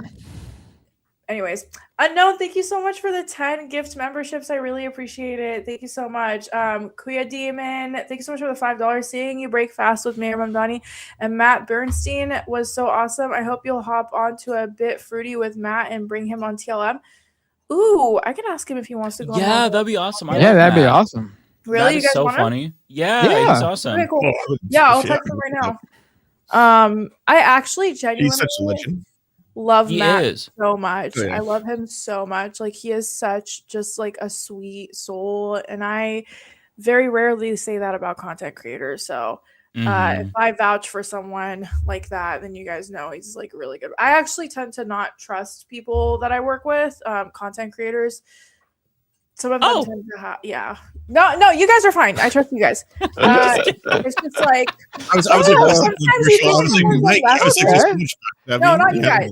Sometimes you think someone's a leftist, and then they come out and they're like super liberal on some of their takes. I'm like, what the fuck's going on? Like, Ariana, I told you that in confidence, okay? That I'm a liberal. You guys are so extreme. I love Hillary Clinton. Seriously, she is my queen. She is gam. She's playing. I kid.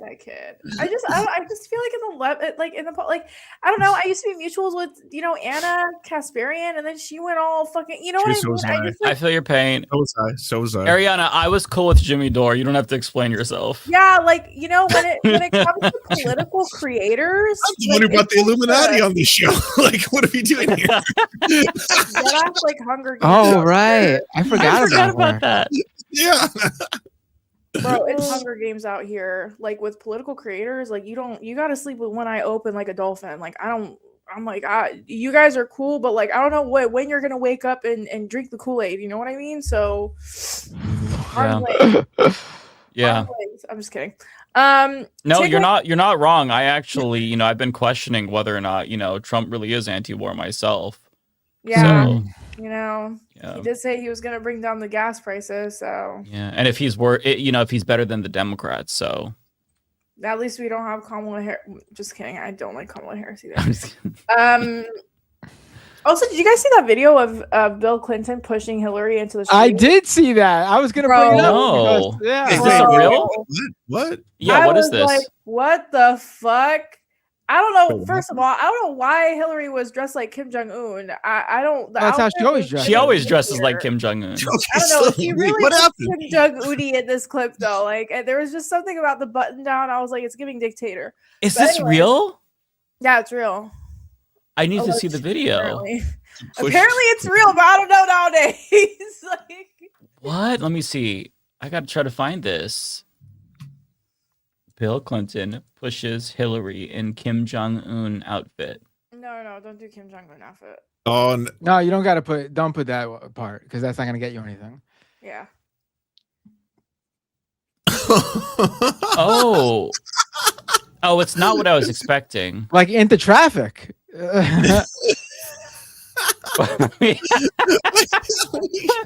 Hang on, I got the video. You'll have to go through. You'll have to go through like 6 or 7 AI videos of him actually murdering her. So don't go to like the internet for this. But the real video is pretty embarrassing. It's kind of like, what is he doing? Okay, I've not watched the full thing. I believe this is it. Hopefully, this is the real one. Yeah, this is it.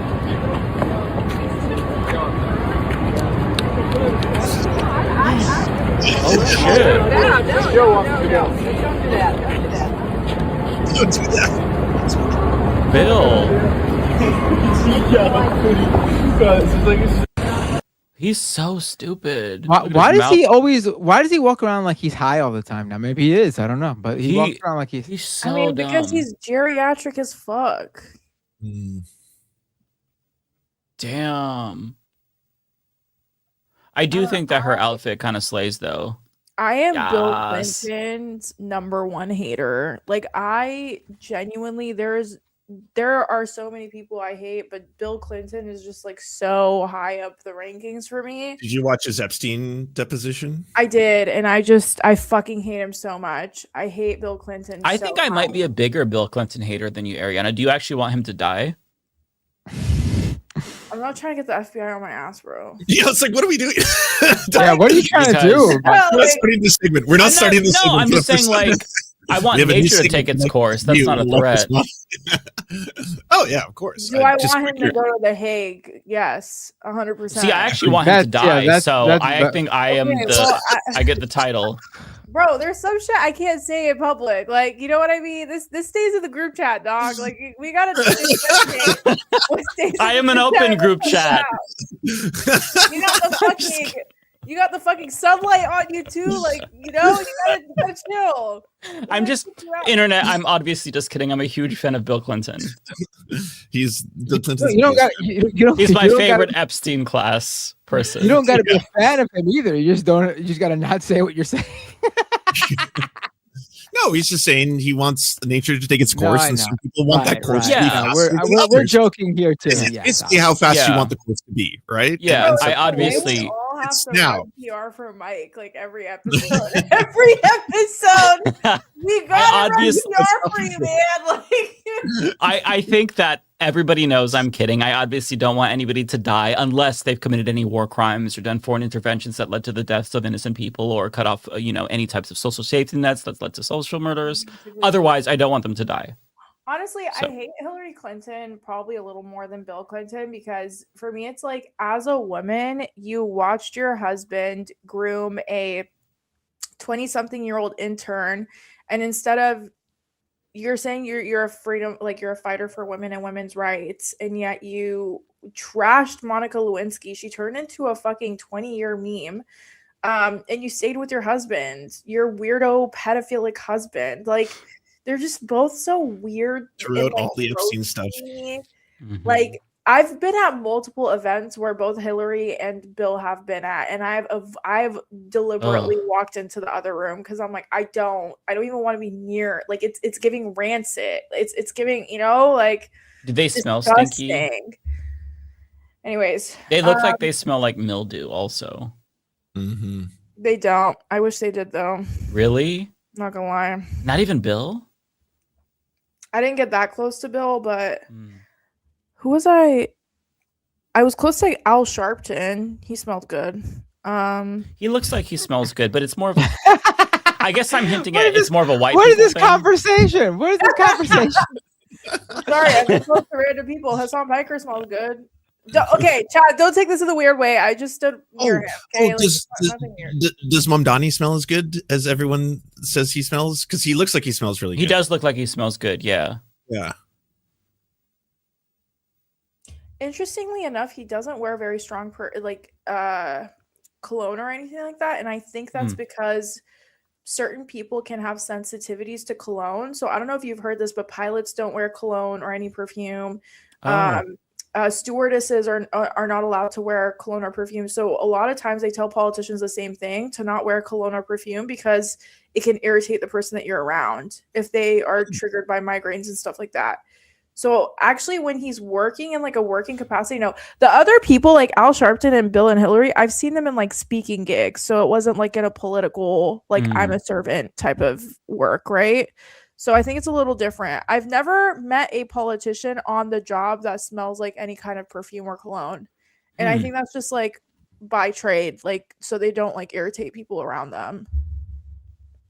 Interesting. Yeah. Everyone in the chat's like, this is getting clipped. I hope you know. It's a very weird conversation, and I'm glad I'm not a part of it. I will say Trump looks like someone. This was Binder's idea. He's been demanding we talk about political smells for so long. It's his biggest thing. Behind the scenes, it's all he talks about. When we get to talk about, he calls it the Biden effect. It's incredible. You have no idea. If I had to guess, Trump does not wear any cologne or deodorant. He's one of those people. I feel like I can stinky. see him spraying himself down with Axe, though. Like he does, but he doesn't wear deodorant. He doesn't wear cologne, but I could see the Axe thing. But he definitely doesn't wear deodorant. He just looks like he smells like BO all the time, and nobody tells him because he's Trump. So he gets like really close. He also looks like he has bad breath as well. So like the vibes are just very bad. He's always really wet. And just like he's seemingly stinky based on his looks. It's just the vibes are awful. Like it just is nauseating.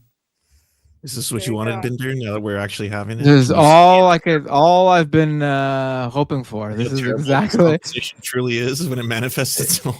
Yeah, I've been praying like a diaper. It's on your works. I've been praying for the day that we talk about how people smell. People are saying Trump smells like a diaper. He to me, he looks like he smells like a colostomy bag that hasn't been changed. Mike, just be quiet. Okay, I will. Bet. All right, back to super chats. Okay. I derailed the fuck out of this. I'm so sorry, everybody. Okay. You really did, but it's okay. Okay. 10 memberships. Thank you so much. I really appreciate it. Unknown, thank you. Tigwick, thank you so much for the 50 Canadian dollars. Also, Tigwick sent it to everyone who was streaming today. So thank you so much. What? Tigwick. Yeah. Very nice. Have you heard of Ari at Home freestyles music while wandering the streets of NYC? Mamdani's already cameoed. How much to get you and Binder to seek him out and spit some lefty bars? I'm down. I have to I'd do it. I think I have seen this. Hold on, I have to look it up. So I remember seeing Mamdani do a freestyle on the street. That man has. Wait, is that a false memory? Let me see. What the hell is this new? Do you guys see? Well, Mamdani used to be a rapper. That's true. Layout. I hate it. This new layout. Ugh, God, what is going on? Okay, this guy has 3.6 million followers. I don't know if I can get to him, but I can reach out for sure. I don't rap though, so that's gonna be all Matt. Do you sing? Rebecca's a really good singer, although she's not in New York, but she would crush it. Oh wait, he doesn't. Okay, he's not the rapper. He gets other people to rap for. Yeah. Yeah, that's the thing. Yeah. Okay. No. Y'all got me fucked up. I'm not doing this. I don't want to end up on fucking stream fails or whatever. I'm joking. We'll seek it out. I'll keep you updated. Looney Tunes, thank you so much for the $2. Ari, being a grammar cop is badass. Love you. It's really not. All the annoying kids were grammar cops, but just for the one time, you know what I mean? But thank you. I'm joking. Thanks to whoever gave me a gift to membership. Here's some monies for Ariana. Thank you so much for the $5. I really appreciate you. Thank you. Red Fire, Blue Eyes, thank you for the $2. VMan29397, thank you so much for the $20. Ari, since you said last week you would like to learn more about Puerto Rico, I can recommend the books A National History. I have an extra copy if you want, and 2 Hidden Empire. Ooh, thank you so much. Okay, I'm going to take a picture of this. I appreciate you. I need to start the 2 books that I bought, but after that, I will definitely read. Thank you so much for the $5, V-Man. I work in NYC, so I can give you the book. Quick info. Oh, no worries. I can get it. Thank you so much. So I appreciate it. Thank you for the $5. Jacqueline, thank you so much for the $2.79. Check in with Amy Goodman and keep your sanity. I love Amy Goodman. She's a queen. I will say, though, I was at a press conference with her, and she only got the slot for 1 question, and she kept trying to push it and ask more questions. And that did irritate me a little bit, but she was being a good journalist. I would try to do that myself. I respect that. She's being a good journalist. But as another There's someone that looks like she smells good. Doesn't smell like anything. Really? Yeah. Doesn't smell bad. I would imagine a subtle, flowery lavender. I thought I left. No, we moved on. I'm sorry, we did move on. I need to stop. I'm so sorry. You're fine. Hi, Kowalski. In 2015, POTUS was given the authority to stop all oil exports out of the U.S. No congressional approval needed. Enacted the price of oil U.S. Canada would drop to $70 a barrel. Everyone else $200 a barrel. It kind of sounds like what Iran is doing, except Iran is doing that with the whole world. JK. Yeah, that's crazy. I actually didn't know about that. One thing about Kowalski, he'll always come in with the history. That man is stacked. Mr. Historian from Nebraska and literally knows everything about everything. Thank you for the $10 though. Bay Photo, thank you so much for the $5. Somebody remind that inbred CTE brained pathetic excuse for Senator Tommy Tuberville as Orange Daddy loves Mamdani. I fear they don't care at this point. Rick's Americana 749, thank you so much for being a member for 2 months. Tuberville, dumbass man in the Senate. I agree. I mean, he should have been fired a long time ago. He's been making statements like that for a while now, but like no one cares. Rick's Americana, thank you so much for the $2. Matt Bernstein is worthy of a follow. Check him out. Yes, he is. Actually, let me text him before I forget. Don't worry, Ariana. I'm a straight man, and I also get vapors from Kowalski. Tokyo Hans, thank you so much for the 500 yen, I think. I don't know. Or I don't know what that is. Okay, thank you for the 500 yen. I appreciate you. Yeah, I mean, you don't have to be gay or queer to understand that Kowalski is a fine man. You know what I mean? It's just fact. Okay, chat. Everybody, thank you so much for having me. I'm gonna go and sleep. Dude, I don't know about you guys, but I've been having insane insomnia, so I'm hoping tonight's gonna be the night where my body crashes, but you know, I hope it'll happen for you. I know, me Have to get too. some sleep. Did you guys see that Hassan and Kneecap and all of them are going to be going to Cuba soon? Yeah, I did see that. That's crazy. Massive respect. Yeah, that's crazy. I'm trying to get on a flotilla too. I don't know how these people get the offers. I'm a little jealous, but either way, it's really cool. Really cool that they're going on the flotillas. I hope they make it. I'm assuming they're probably going to accept the flotillas way better than Gaza because, you know, different circumstances. But right, anyways. yeah. I love you guys so much. You take care. Get some sleep. Take Thank an edible. you. Maybe that'll help. I know, and I'm definitely going to text Matt right now, and hopefully we can book him for a slot. So I will keep you guys updated. That'd be awesome. Okay. Ron Placona is going to come on next week as well. So keep that in mind. Maybe we could have Matt on next week at the earliest. I like the week after next that. week, no? Week after next week. Yeah. So we'll I'll have text to. him. Okay, we'll have to touch bases. But yeah, I know awesome. he's not like, I know he's like traveling right now, so I do have to reach out to him and see when he's home base again. But yeah, we'll figure it out. Okay, sounds good. Cool. Bye, guys. Take Love care. you. Bye. Love you too. Bye. Have a good night. Bye. Bye. All right, Matt. Did you want to go first? Sure. Why not? Let me pull up my super chats. We got there's a few. Tokyo Hans with the 5 gift memberships. Thank you so much, Tokyo Hans. Costly with a super chat. Should synagogues in the U.S. stop fundraising and recruiting for the IDF. I mean, that's an obvious. I think that goes across the board, that any religious institution, any sort of place of worship, should not be involving themselves in any sort of endeavor like that. I don't like when the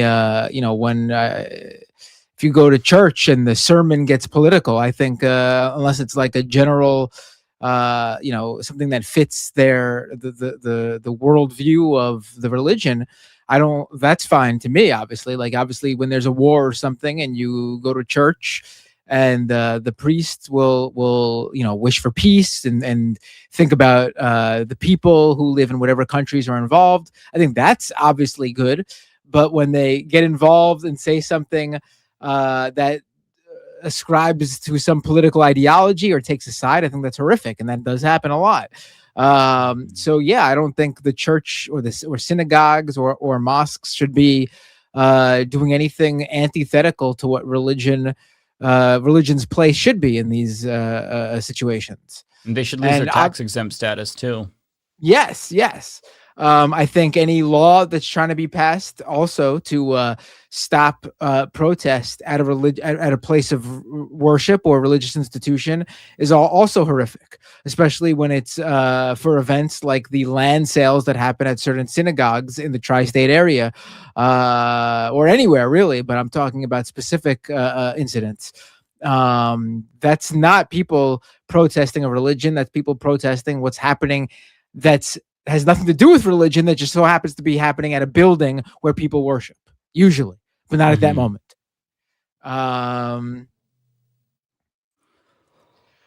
Looney Tunes 9000 with a super chat. I'm so surprised you're growing out your hair tail. I gotta get a haircut. Not because I don't like long hair, but it's losing its shape. I need to get a haircut just for that. It'll still be long, but Omega Star with a member for 4 months super chat. Free Palestine. Thank you, Omega Star.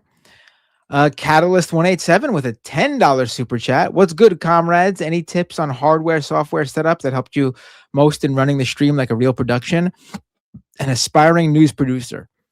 My tip would actually be, don't overthink it. Any sort of camera or mic you have laying around, just do it.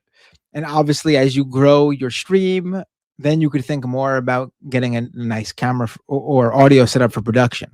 But this was my problem too, and so I'm telling you a lesson learned. Don't wait. What's that? Could I add an addendum? Yeah, please.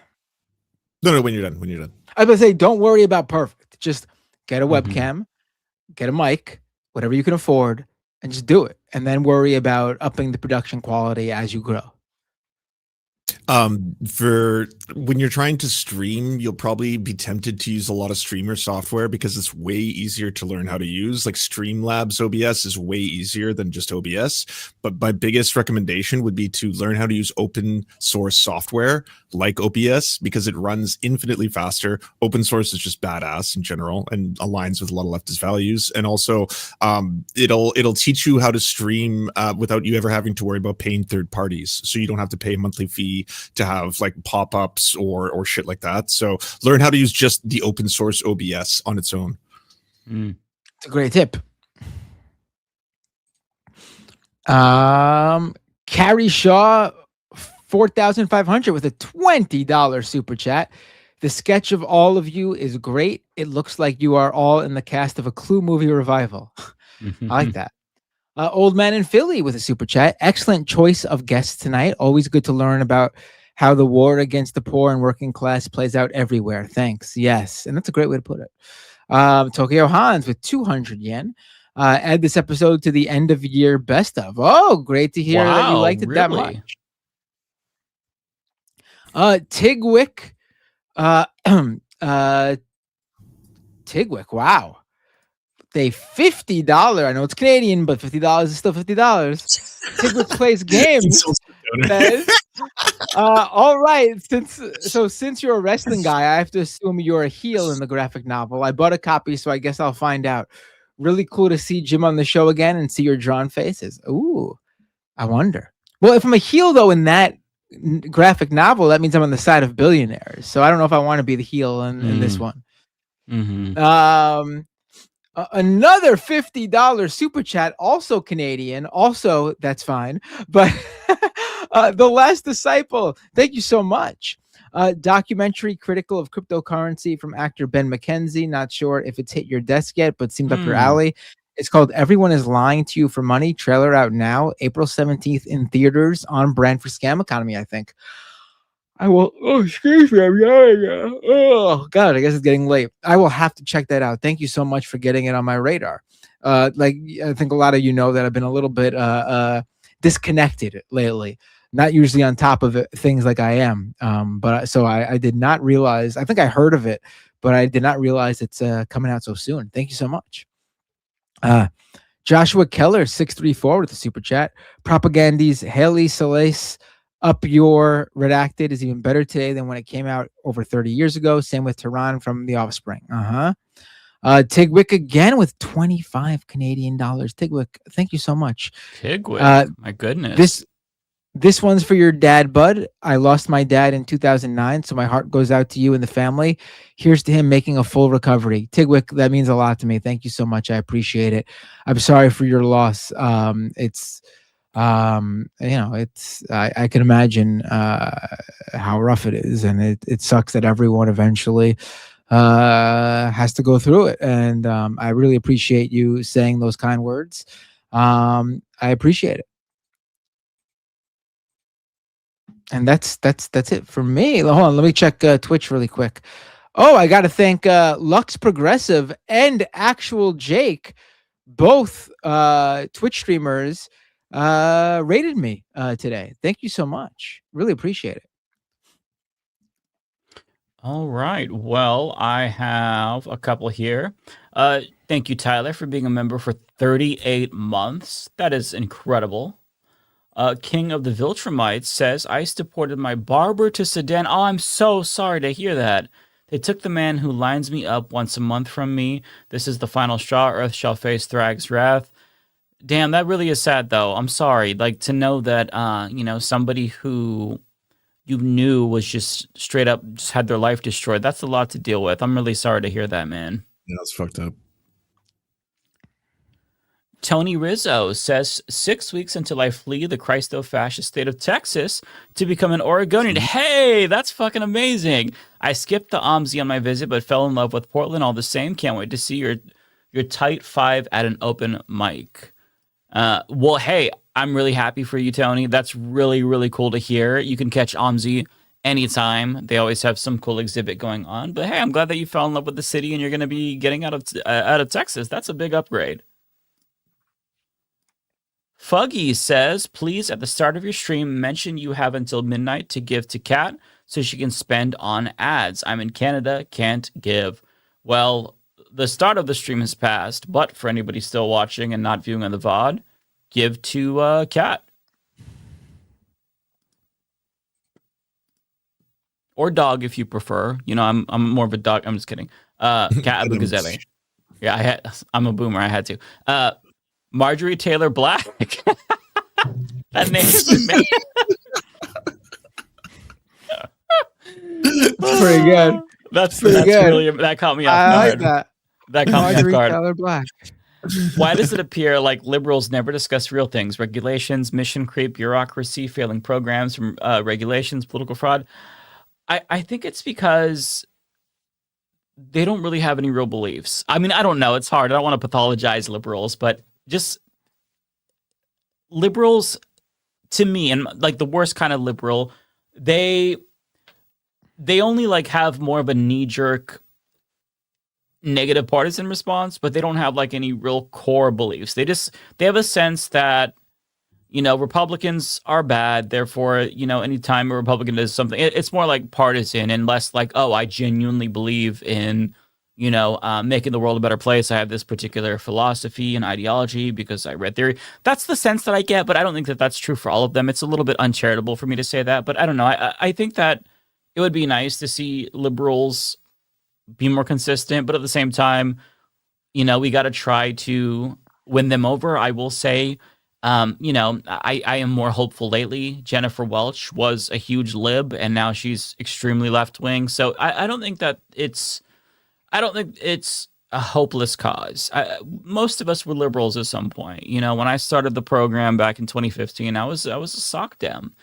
So, you know, we just got to keep working on it, and we got to do more propaganda. I think that's the ticket. What are you now? I was like, what are you now?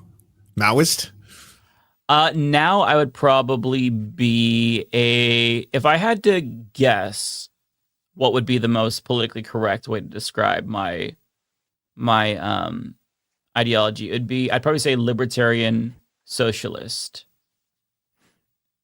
But privately, a little more left than that. I'm hiding my power level. Sage and Candle says local media ran an article on sugar changes to Snap. The comments from my neighbors were disgusting. They cut mine $80. They get steak and lobster. Yeah. Anytime you see an article about that, it's always really disheartening to see what oh, hi Kitty. You just took my chair. It's really disheartening to see what people say, because it doesn't really matter what class they're in. They will often say some really fucked up shit about, you know, working class people that have to rely on food stamps. It's very demoralizing. I remember, like, even when I was working at like retail, my coworkers would be like, dude, fuck people on welfare, because, you know, we're working and, you know, we pay our taxes, but they just get to live like, you know, kings and queens. When it's like, bro, I'm working here with you and I'm on food stamps. Like, it's just, so yeah, I'm with you. It's very. It was like that song that was really popular on the right by that guy who was talking about how, you know, the man's getting you down and they're taking all your stuff to give to people to eat fudge rounds or something like that. Oh, God. And it starts out so good, where it's just like, you know, the working man, like, you know, getting all down, and then all of a sudden it's like, the problem is the poor. The problem is the poor. People on welfare, what? They have it bad too. Like, they're not stealing your hard-earned dollars. The billionaires are on our side. The problem is the poor. Yeah. That's what people think. It's heartbreaking to know that so many people have like fed into class warfare against themselves. User Elijah says the HR and Kowalski collab was 100%. Please share channel. Well, I'm glad that everybody really liked it. Yeah, Kowalski was very insightful. So definitely watch that and check out Kowalski's channel too. Unknown says, will it be available for other countries? So this is in regard to fuck billionaires. I actually don't know. That would have been a good question to ask. I'm going to buy it tonight so I can tell you if it's available in Canada to ship. There we go. Yeah, maybe try to order it too. Somebody says the kitty is mogging me. She is mogging me. You mogged. V-Man says, proud to report that Israel has been eliminated from the WBC by the Dominican Republic. The internet has had a field day mocking them. The best joke was this loss was promised to them 3,000 years ago. I saw the graphics. They were really funny. So this is the World Baseball Classic, and the team Israel was eliminated from this baseball tournament. And the graphics for these was just like, Israel has been eliminated. It's just like, oh, okay. Here, let me see if I can find one. It's really funny.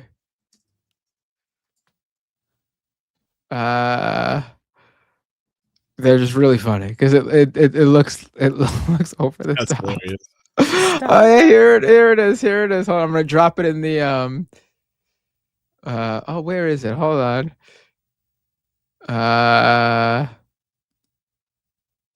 Here it is.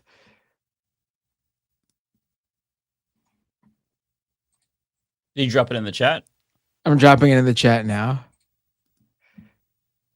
Where is it? Here we go. All right, pull it up. Stop. My kitty is harassing me. She's slapping me. Hang on. Oh, shit.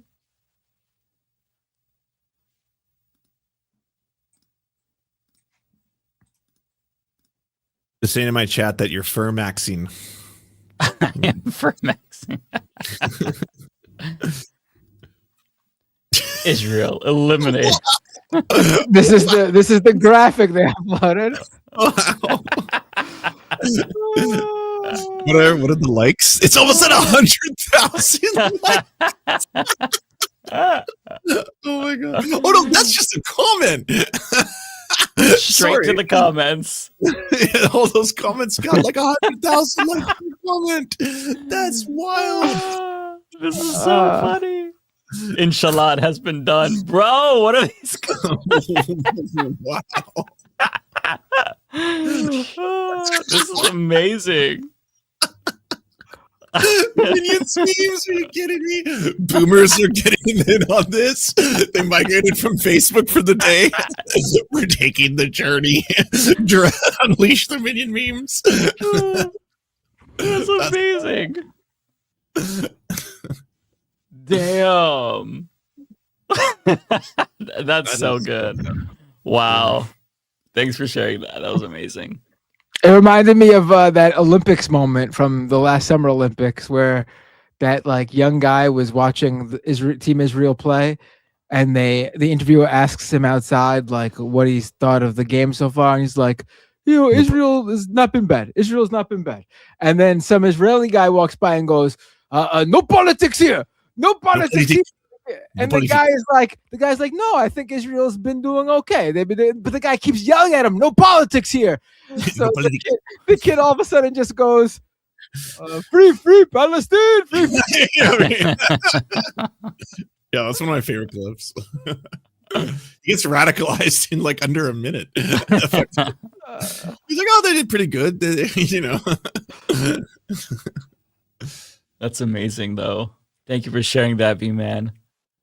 Omega Star says 4 months. Let's go. Yes, thank you so much. Remember, for 4 months. That's amazing.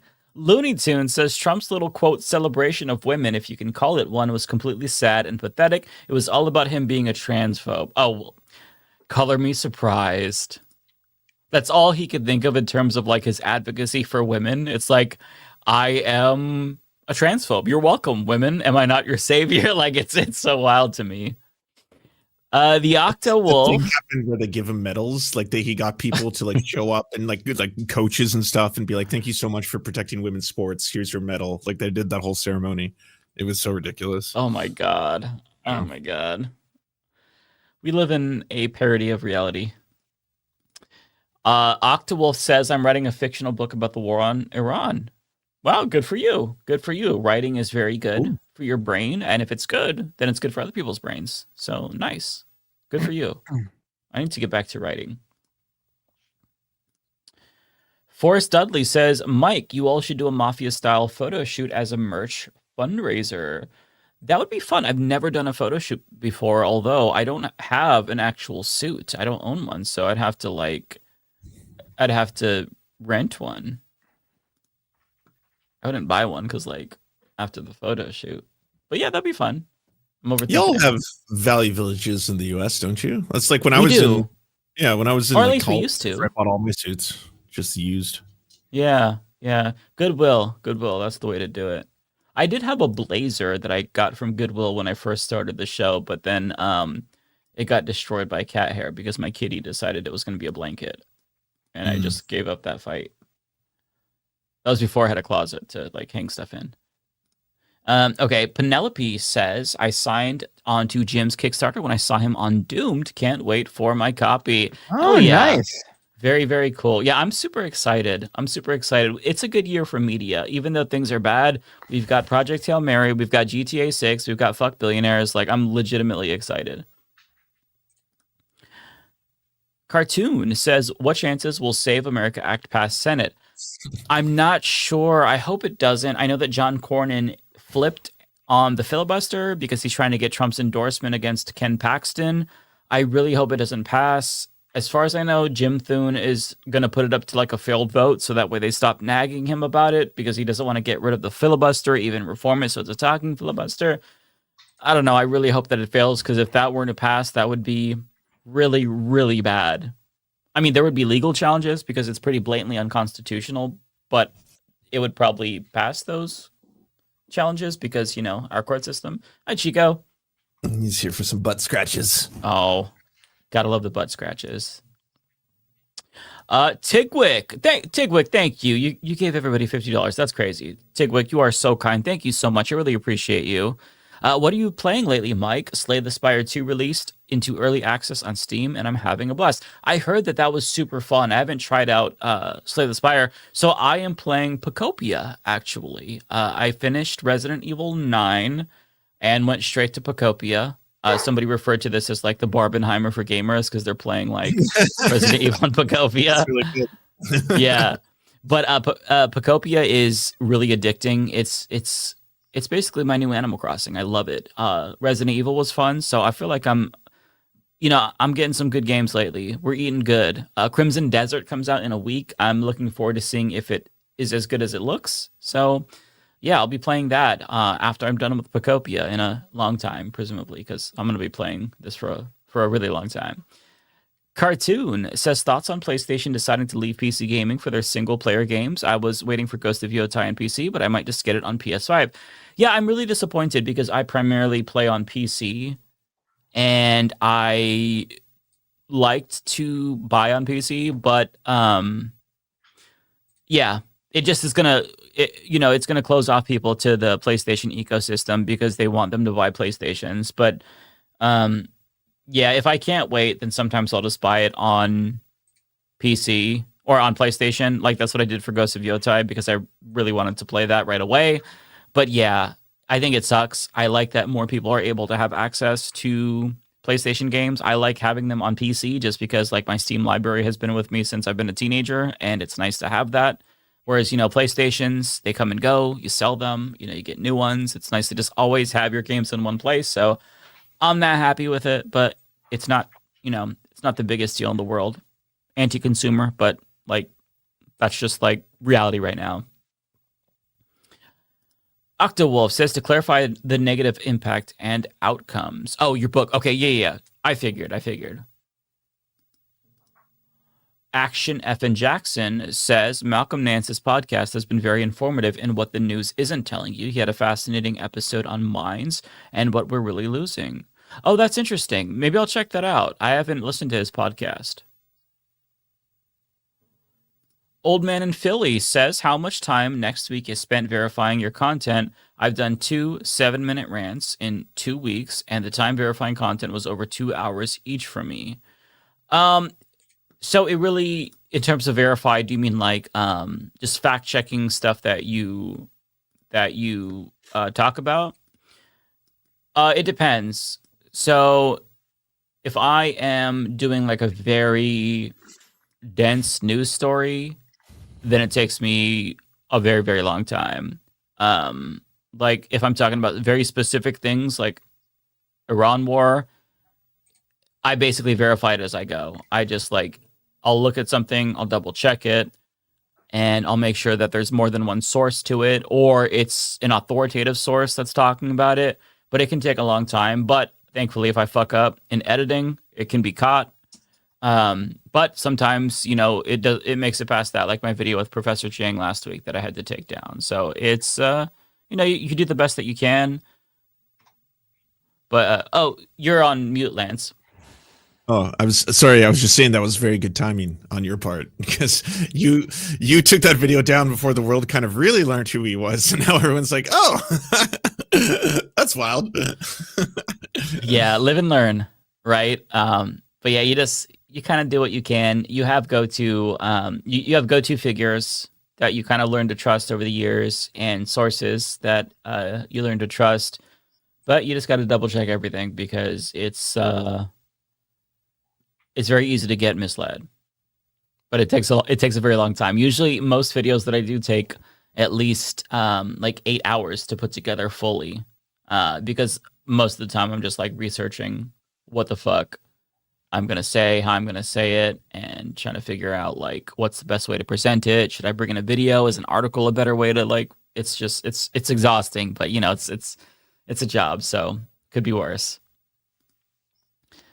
Susan, thank you for becoming a YouTube member. Appreciate that. Lizzie Bennett says or asks, what are the links of the Chinese parodying Mango Mussolini? I'm not really sure. I just saw people repost them on Twitter, but if you can get into the algorithm of like Chinese TikTokers, some of them are genuinely hilarious. Like one of them is I featured one of them in my videos. It was about like Chinese TikTokers react to Donald Trump or something like that. And his name is Wang. I can't remember his last name, but he is funny as fuck. Like he just takes MAGA to task and shits on them relentlessly, and he is hilarious. So if you can get like if you can watch some of his videos, and it might recommend other like Chinese commentators on American politics, they are so fucking on point, and some of them are so hilarious. That's your instructions to get to the algorithm of your choosing. Otherwise, I don't have any direct links, unfortunately. Koya Demon, thank you for the 10, says, got my white coat this past weekend for dental school. Hell yeah, man.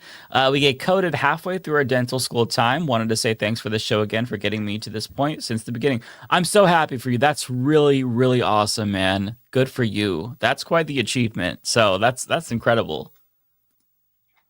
ABS says, hey, Mike, you hear about Republicans building bunkers. Also, have you seen Trump's neck rash? Is it herpes, gonorrhea, or untreated syphilis? Why would I know about that? No, I on a serious note, I've seen his neck rash. If it like goes into his neck OC, that's going to be a disaster because he's going to be itching his neck OC. His labia is going to be all inflamed. It's going to be really bad. So I hope it happens. Anyways, I did hear about the bunker story. It basically, there's this like fundamentalist dude who builds bunkers for rich people, and I think it was a Guardian article. I didn't talk about this in a video, but like I just read it. And apparently business is booming since the war in Iran started, and some of his clients are Trump cronies who are building doomsday bunkers, which is a little alarming, to be honest. But yeah, I have heard about that story. We're living in real life fallout, I guess. Tropical Ding Dong says Kowalski is very handsome and has pretty eyes, and you, Mike, we all see the effort you put in. Thanks. You could read that as one of two ways. Mike, well, you know, you're making an effort.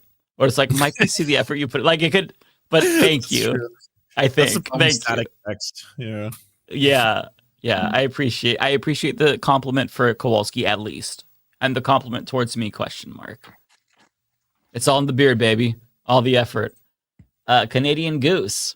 Hey, gang, typing this at the very start of the program, so I don't know what you all have talked about. Have you seen the Lego propaganda video Iran State Media released? The Independent has a YouTube video on it. I did. I saw that. I also saw the Inside Out parody that they released of Donald Trump. Bro, they're cooking him. It's crazy that all these countries are just like putting out AI videos responding to each other. Yeah, that was a wild day. The AI slop wars were basically like the last 48 hours or so. The Chinese embassy put out one, and then I saw the other ones too. That's the bald eagle and like crazy fucking shit. Yeah. Let's see here. Elude says, thank you. Half Mexican, half Salvadorian here. I hate beans, but I love Mexican tamales and pupusas. And yes, Mexican tamales are better, LOL. Oh, that's why. Yeah. So the Salvadoran cart that I go to is delicious. I will say I haven't tried their tamales.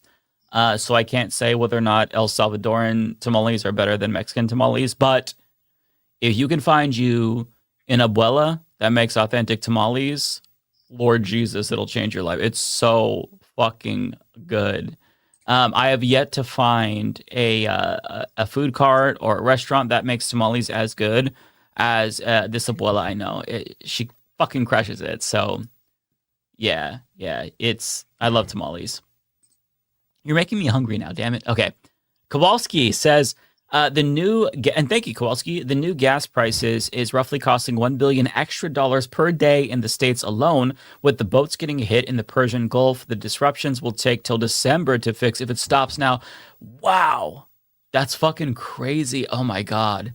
It's such a disaster in so many ways. I try to not think about it because it's so easy to spiral. Thank you for that information, Kowalski, by the way. Tokyo Hans, member for 25 months. Thank you so much. Oh, somebody in chat says I'm Mexican American. I don't like American Mexican food. I like food my relatives make in Mexico, though. Oh, yeah, of course. American Mexican is good, but it pales in comparison to like authentic Mexican food. Nothing will ever even come close to that. Not even, no, it's not even a contest. Fuggy Bootling says, Mike, who you liking on S50? Season 50, first season I've watched since season 40. Know nothing about Emily, but I like her. Siri is a beast. Aubrey, Chrissy Devons, Christian, also fuck the anti-Semitic stuff. What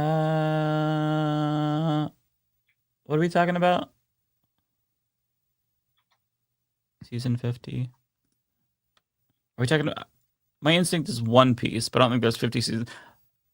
Okay. Survivor. Because Siri. Okay, no Siri from Trader. Okay. I'm caught up now. I was so lost. Survivor. Okay. I have not watched Survivor. I haven't seen Survivor in a really long time, actually. I watched like a couple of episodes of a season a few years ago, and I just kind of stopped watching it. So unfortunately, I can't contribute to this. I'm sorry. I will say, I did see a trailer because I do watch Big Brother, and so my social media feed is like the Survivor Big Brother people, and I did see that they were all shitting on the trailer for season 50 because they brought Mr. Beast on Survivor for a challenge, and some dude was like, "Oh, I gotta find the Jimmy Fallon idol," and it was so cringeworthy. So I might have to like go back and watch this season just to see how bad it actually is. I don't have a Paramount Plus. It is Paramount, right? Or is it I don't know. I don't have the subscription that has it right now, but I might have to try to like see if I could watch that because it just looks so bad it might be good. Although I do like Siri. Like she is genuinely a very masterful strategic person. Lance, are you watching Survivor season 50? I don't watch Survivor. I don't think I've seen it since like the first 2 or 3 seasons when it was a cultural phenomenon, and then I haven't watched it since. I have a friend who's watched every episode, and like we used to make fun of him for it all the time. And all he does is have watch parties with all women, and all of us are like, oh, we were all so stupid for years. It's like him and 20 women. That's amazing.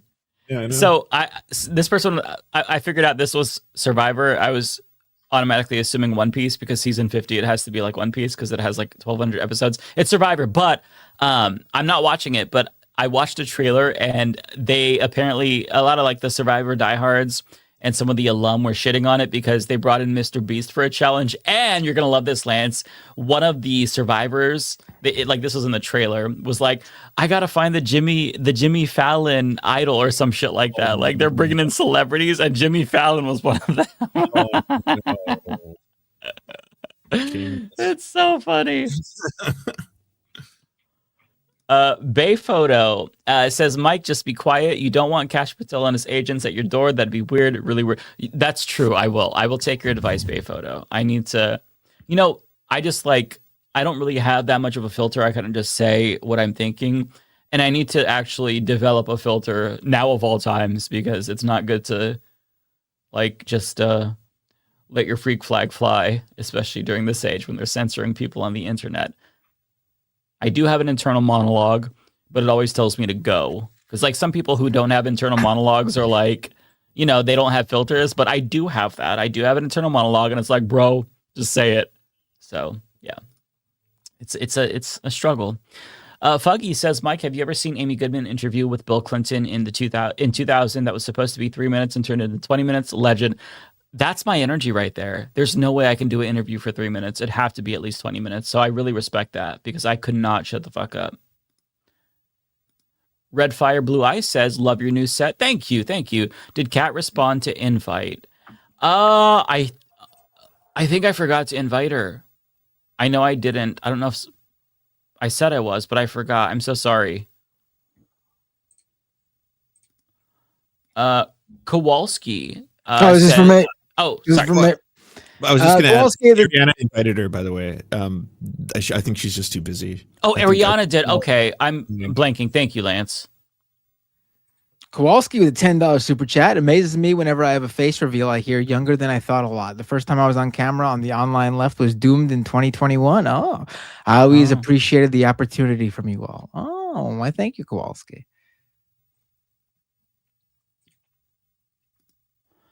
Lizzie Bennett says, so in your opinion, what's the difference between libertarian socialist and a Dem socialist?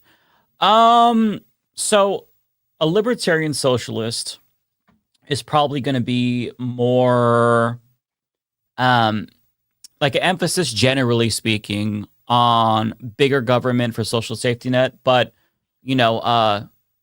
small government when it comes to liberty, civil rights, and stuff like that. So basically maximizing freedom as much as you can. A Dem socialist is going to be, so I always mix these up. There's Soc Dem and then Dem Soc, right? So a Dem socialist is somebody that is post-capitalist, whereas a Soc Dem is somebody that wants more of a mixed economy. So they're liberal.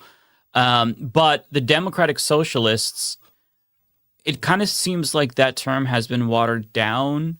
A democratic socialist just like genuinely believes in more social safety nets, but if we're going with the like original understanding, it's somebody who's anti-capitalist, like the start of the left. And I'm not opposed to democratic socialist as a label. It's just that I think that libertarian socialist kind of speaks to like my other views that I have that are more libertarian in nature, like freedom from government interfering in our lives, even if we want to make bad decisions. Like I believe in drug legalization. I believe in death with dignity. I'm an Oregonian, so that's obvious. Things like that, right? Also, no censorship on the internet. Let's keep Section 230. So and this is an oversimplification, but that's why I kind of like identify more with libertarian socialist. Having said that, though, it's probably not the best descriptor for me, but I don't think too much about specifically what box I fall into. I'm just anti-capitalist, and I'm for like whatever is going to get us there. If communists are the ones who like are able to succeed at some point in the United States, cool. If it's anarchists, I'm fine with that too. I'm just anti-capitalist explicitly. That's kind of like that. Just being anti-capitalist is my my main political orientation, I would say, if I really had to like reduce it down to one simple thing. The Bay photo says you're forgetting. Oh, that's for me. Oh, sorry. Member for 32 months, super chat from Bay Photo. You're forgetting the part at the end when the no politic guy's wife started yelling, "Fuck you, fuck you." Yes, I remember that. It's a great clip. Okay, let me. I got a couple. I got one more from go ahead. Fly Chomper Fly. Fly Chomper Fly. There we go. Liberals are just the other team. Please watch Rollerball 1975 version. Just a few more. Let's do this. I got a couple other ones if you want me to read them quickly, but yeah. Oh yeah, go ahead. Okay, Pickle Surprise 69. Thank you for the $5 solution for wealth inequality. Neuter billionaires. Got billions, get snipped. What do you think? Geld the rich could probably kick off. I don't know. You already got a slogan. Jacqueline Leitch 750, thank you very much. Or Lich 750, thank you for the 689. Talk more often about your indigenous experiences, please. We all need to hear about them more often. I appreciate that. I will put in effort, but also follow indigenous creators. A good one on Twitch is Dark Native, spelt with an 8, so it's 8V. Really good content creator, talks a lot about these issues on a very regular basis too. And Prairie Fire Neb, I got my Kowalski, y'all. Is there much chatter in Canada about the upcoming NAFTA negotiations? It sounds like Trump wants to go to bilateral trade, but I feel like Canada would want to stay in Mexico to negotiate together. The quickest answer to that is just that Mark Carney sees Canada as an asset and will most likely negotiate for whichever way he feels will get him the best business opportunities to exploit Canada as like I said, an asset. Right now, Trump is a very unsafe bet, so he's probably trying to look for alternatives. But I mean, at any given time, if Trump launches a war with Iran, Carney's waiting for the scraps. So we're a very sad vassal state, and that's how we operate ourselves. So I can say that sucks that y'all are going to war, but then we're willing to do whatever the country wants after. And also thank you to Tigwit for a gifted sub and Political Poppy for resubscribing. Appreciate you.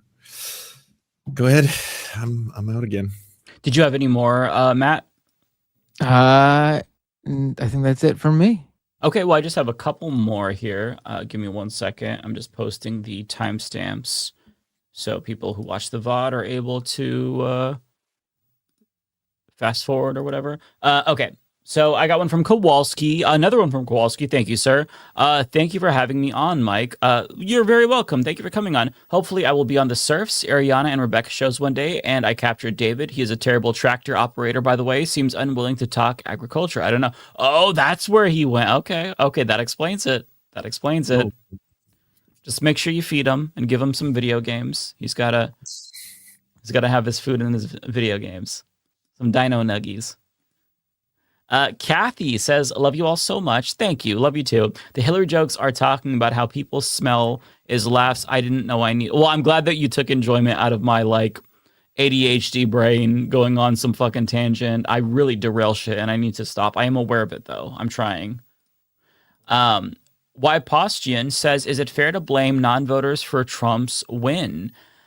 No, I wouldn't blame Trump voters or non-voters for Trump's win. I would blame Trump voters, but non-voters, no, not necessarily, because a lot of them are not even following it, or they're checked out and dejected and don't even want to participate. So, well, I would appreciate them to vote. We should also talk about how the DNC analysis or their own reports came back showing and verifying what the left had been saying the whole time. Right. It was the policies on Palestine and the genocide of Palestinians that turned a lot of people off from voting at all. That's on the Democrats. Yeah, that's a great. I'm glad you brought that up. 1,000%. Yeah.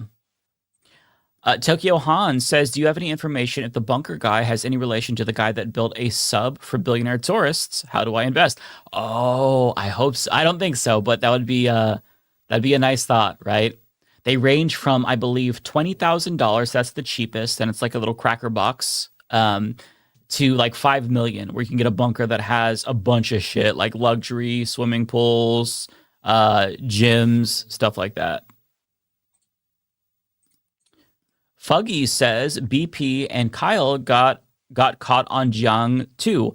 F that guy. He got on a lot of people's radars because he just came out of nowhere, and his analysis of Iran was actually pretty legitimate. You can, again, when I did my video of him, I was bolstering the points he was making about Iran with articles. It's just that if you deviate outside of Iran even a teeny tiny bit, he goes off in cuckoo land. And I think a lot of leftists are finding that out.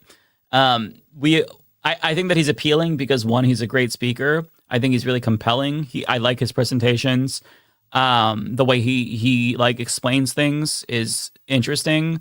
And also the perspective of somebody who's not in mainstream media is also appealing, but god damn, he has some fucking thoughts on some crazy shit.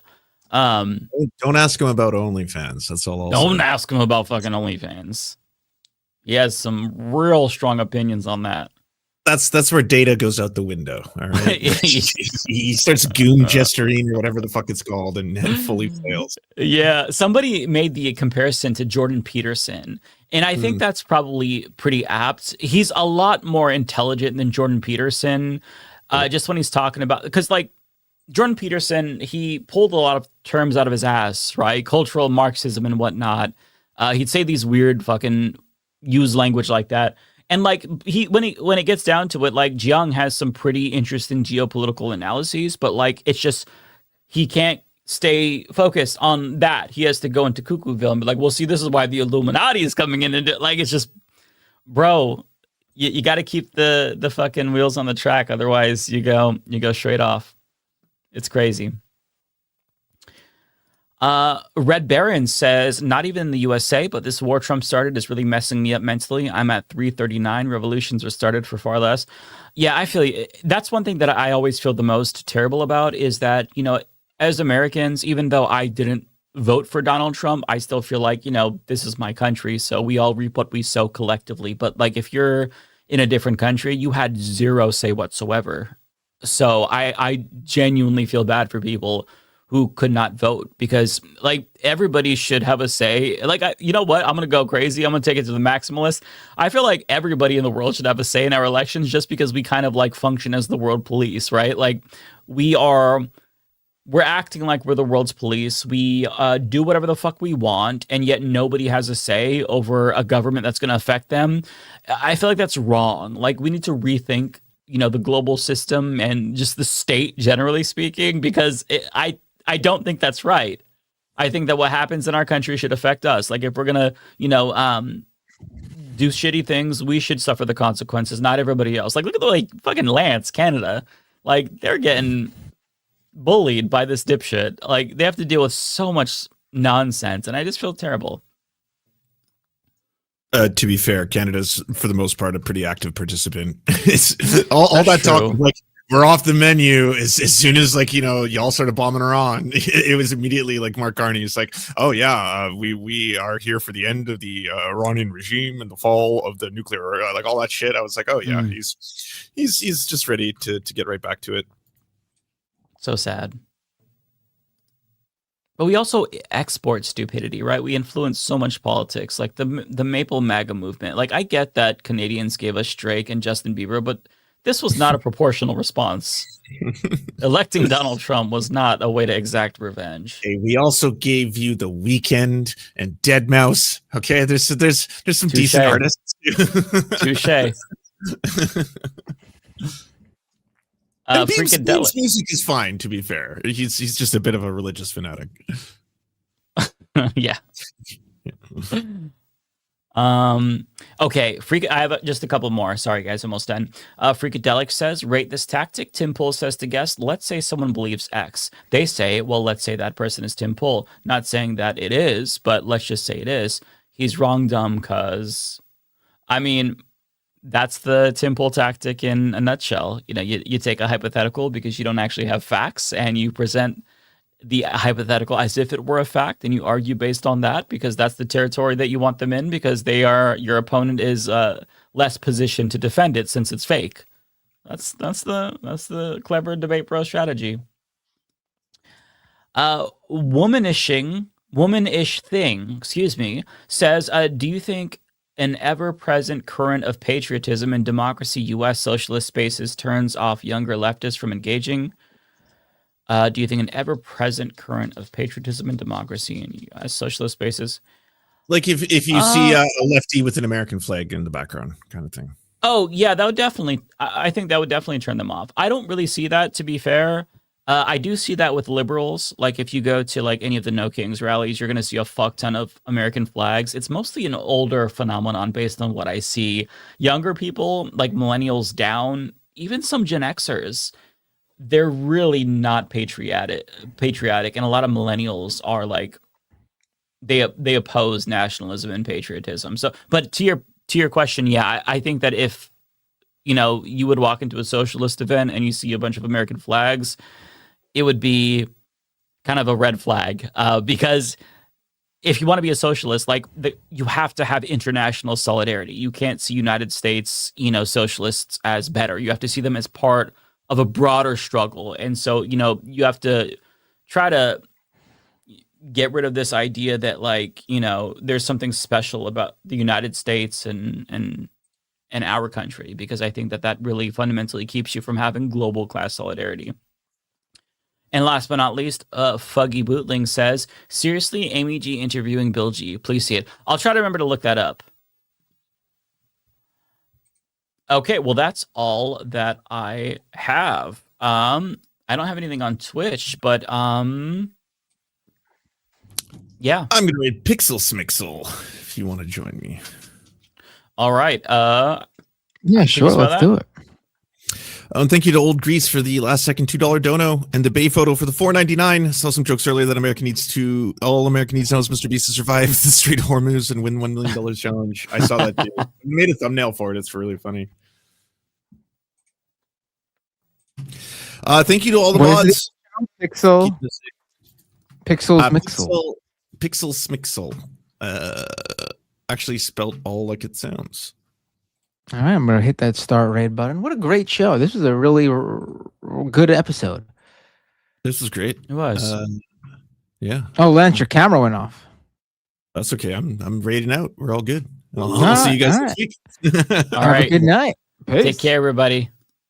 I'm pressing that raid button. Same.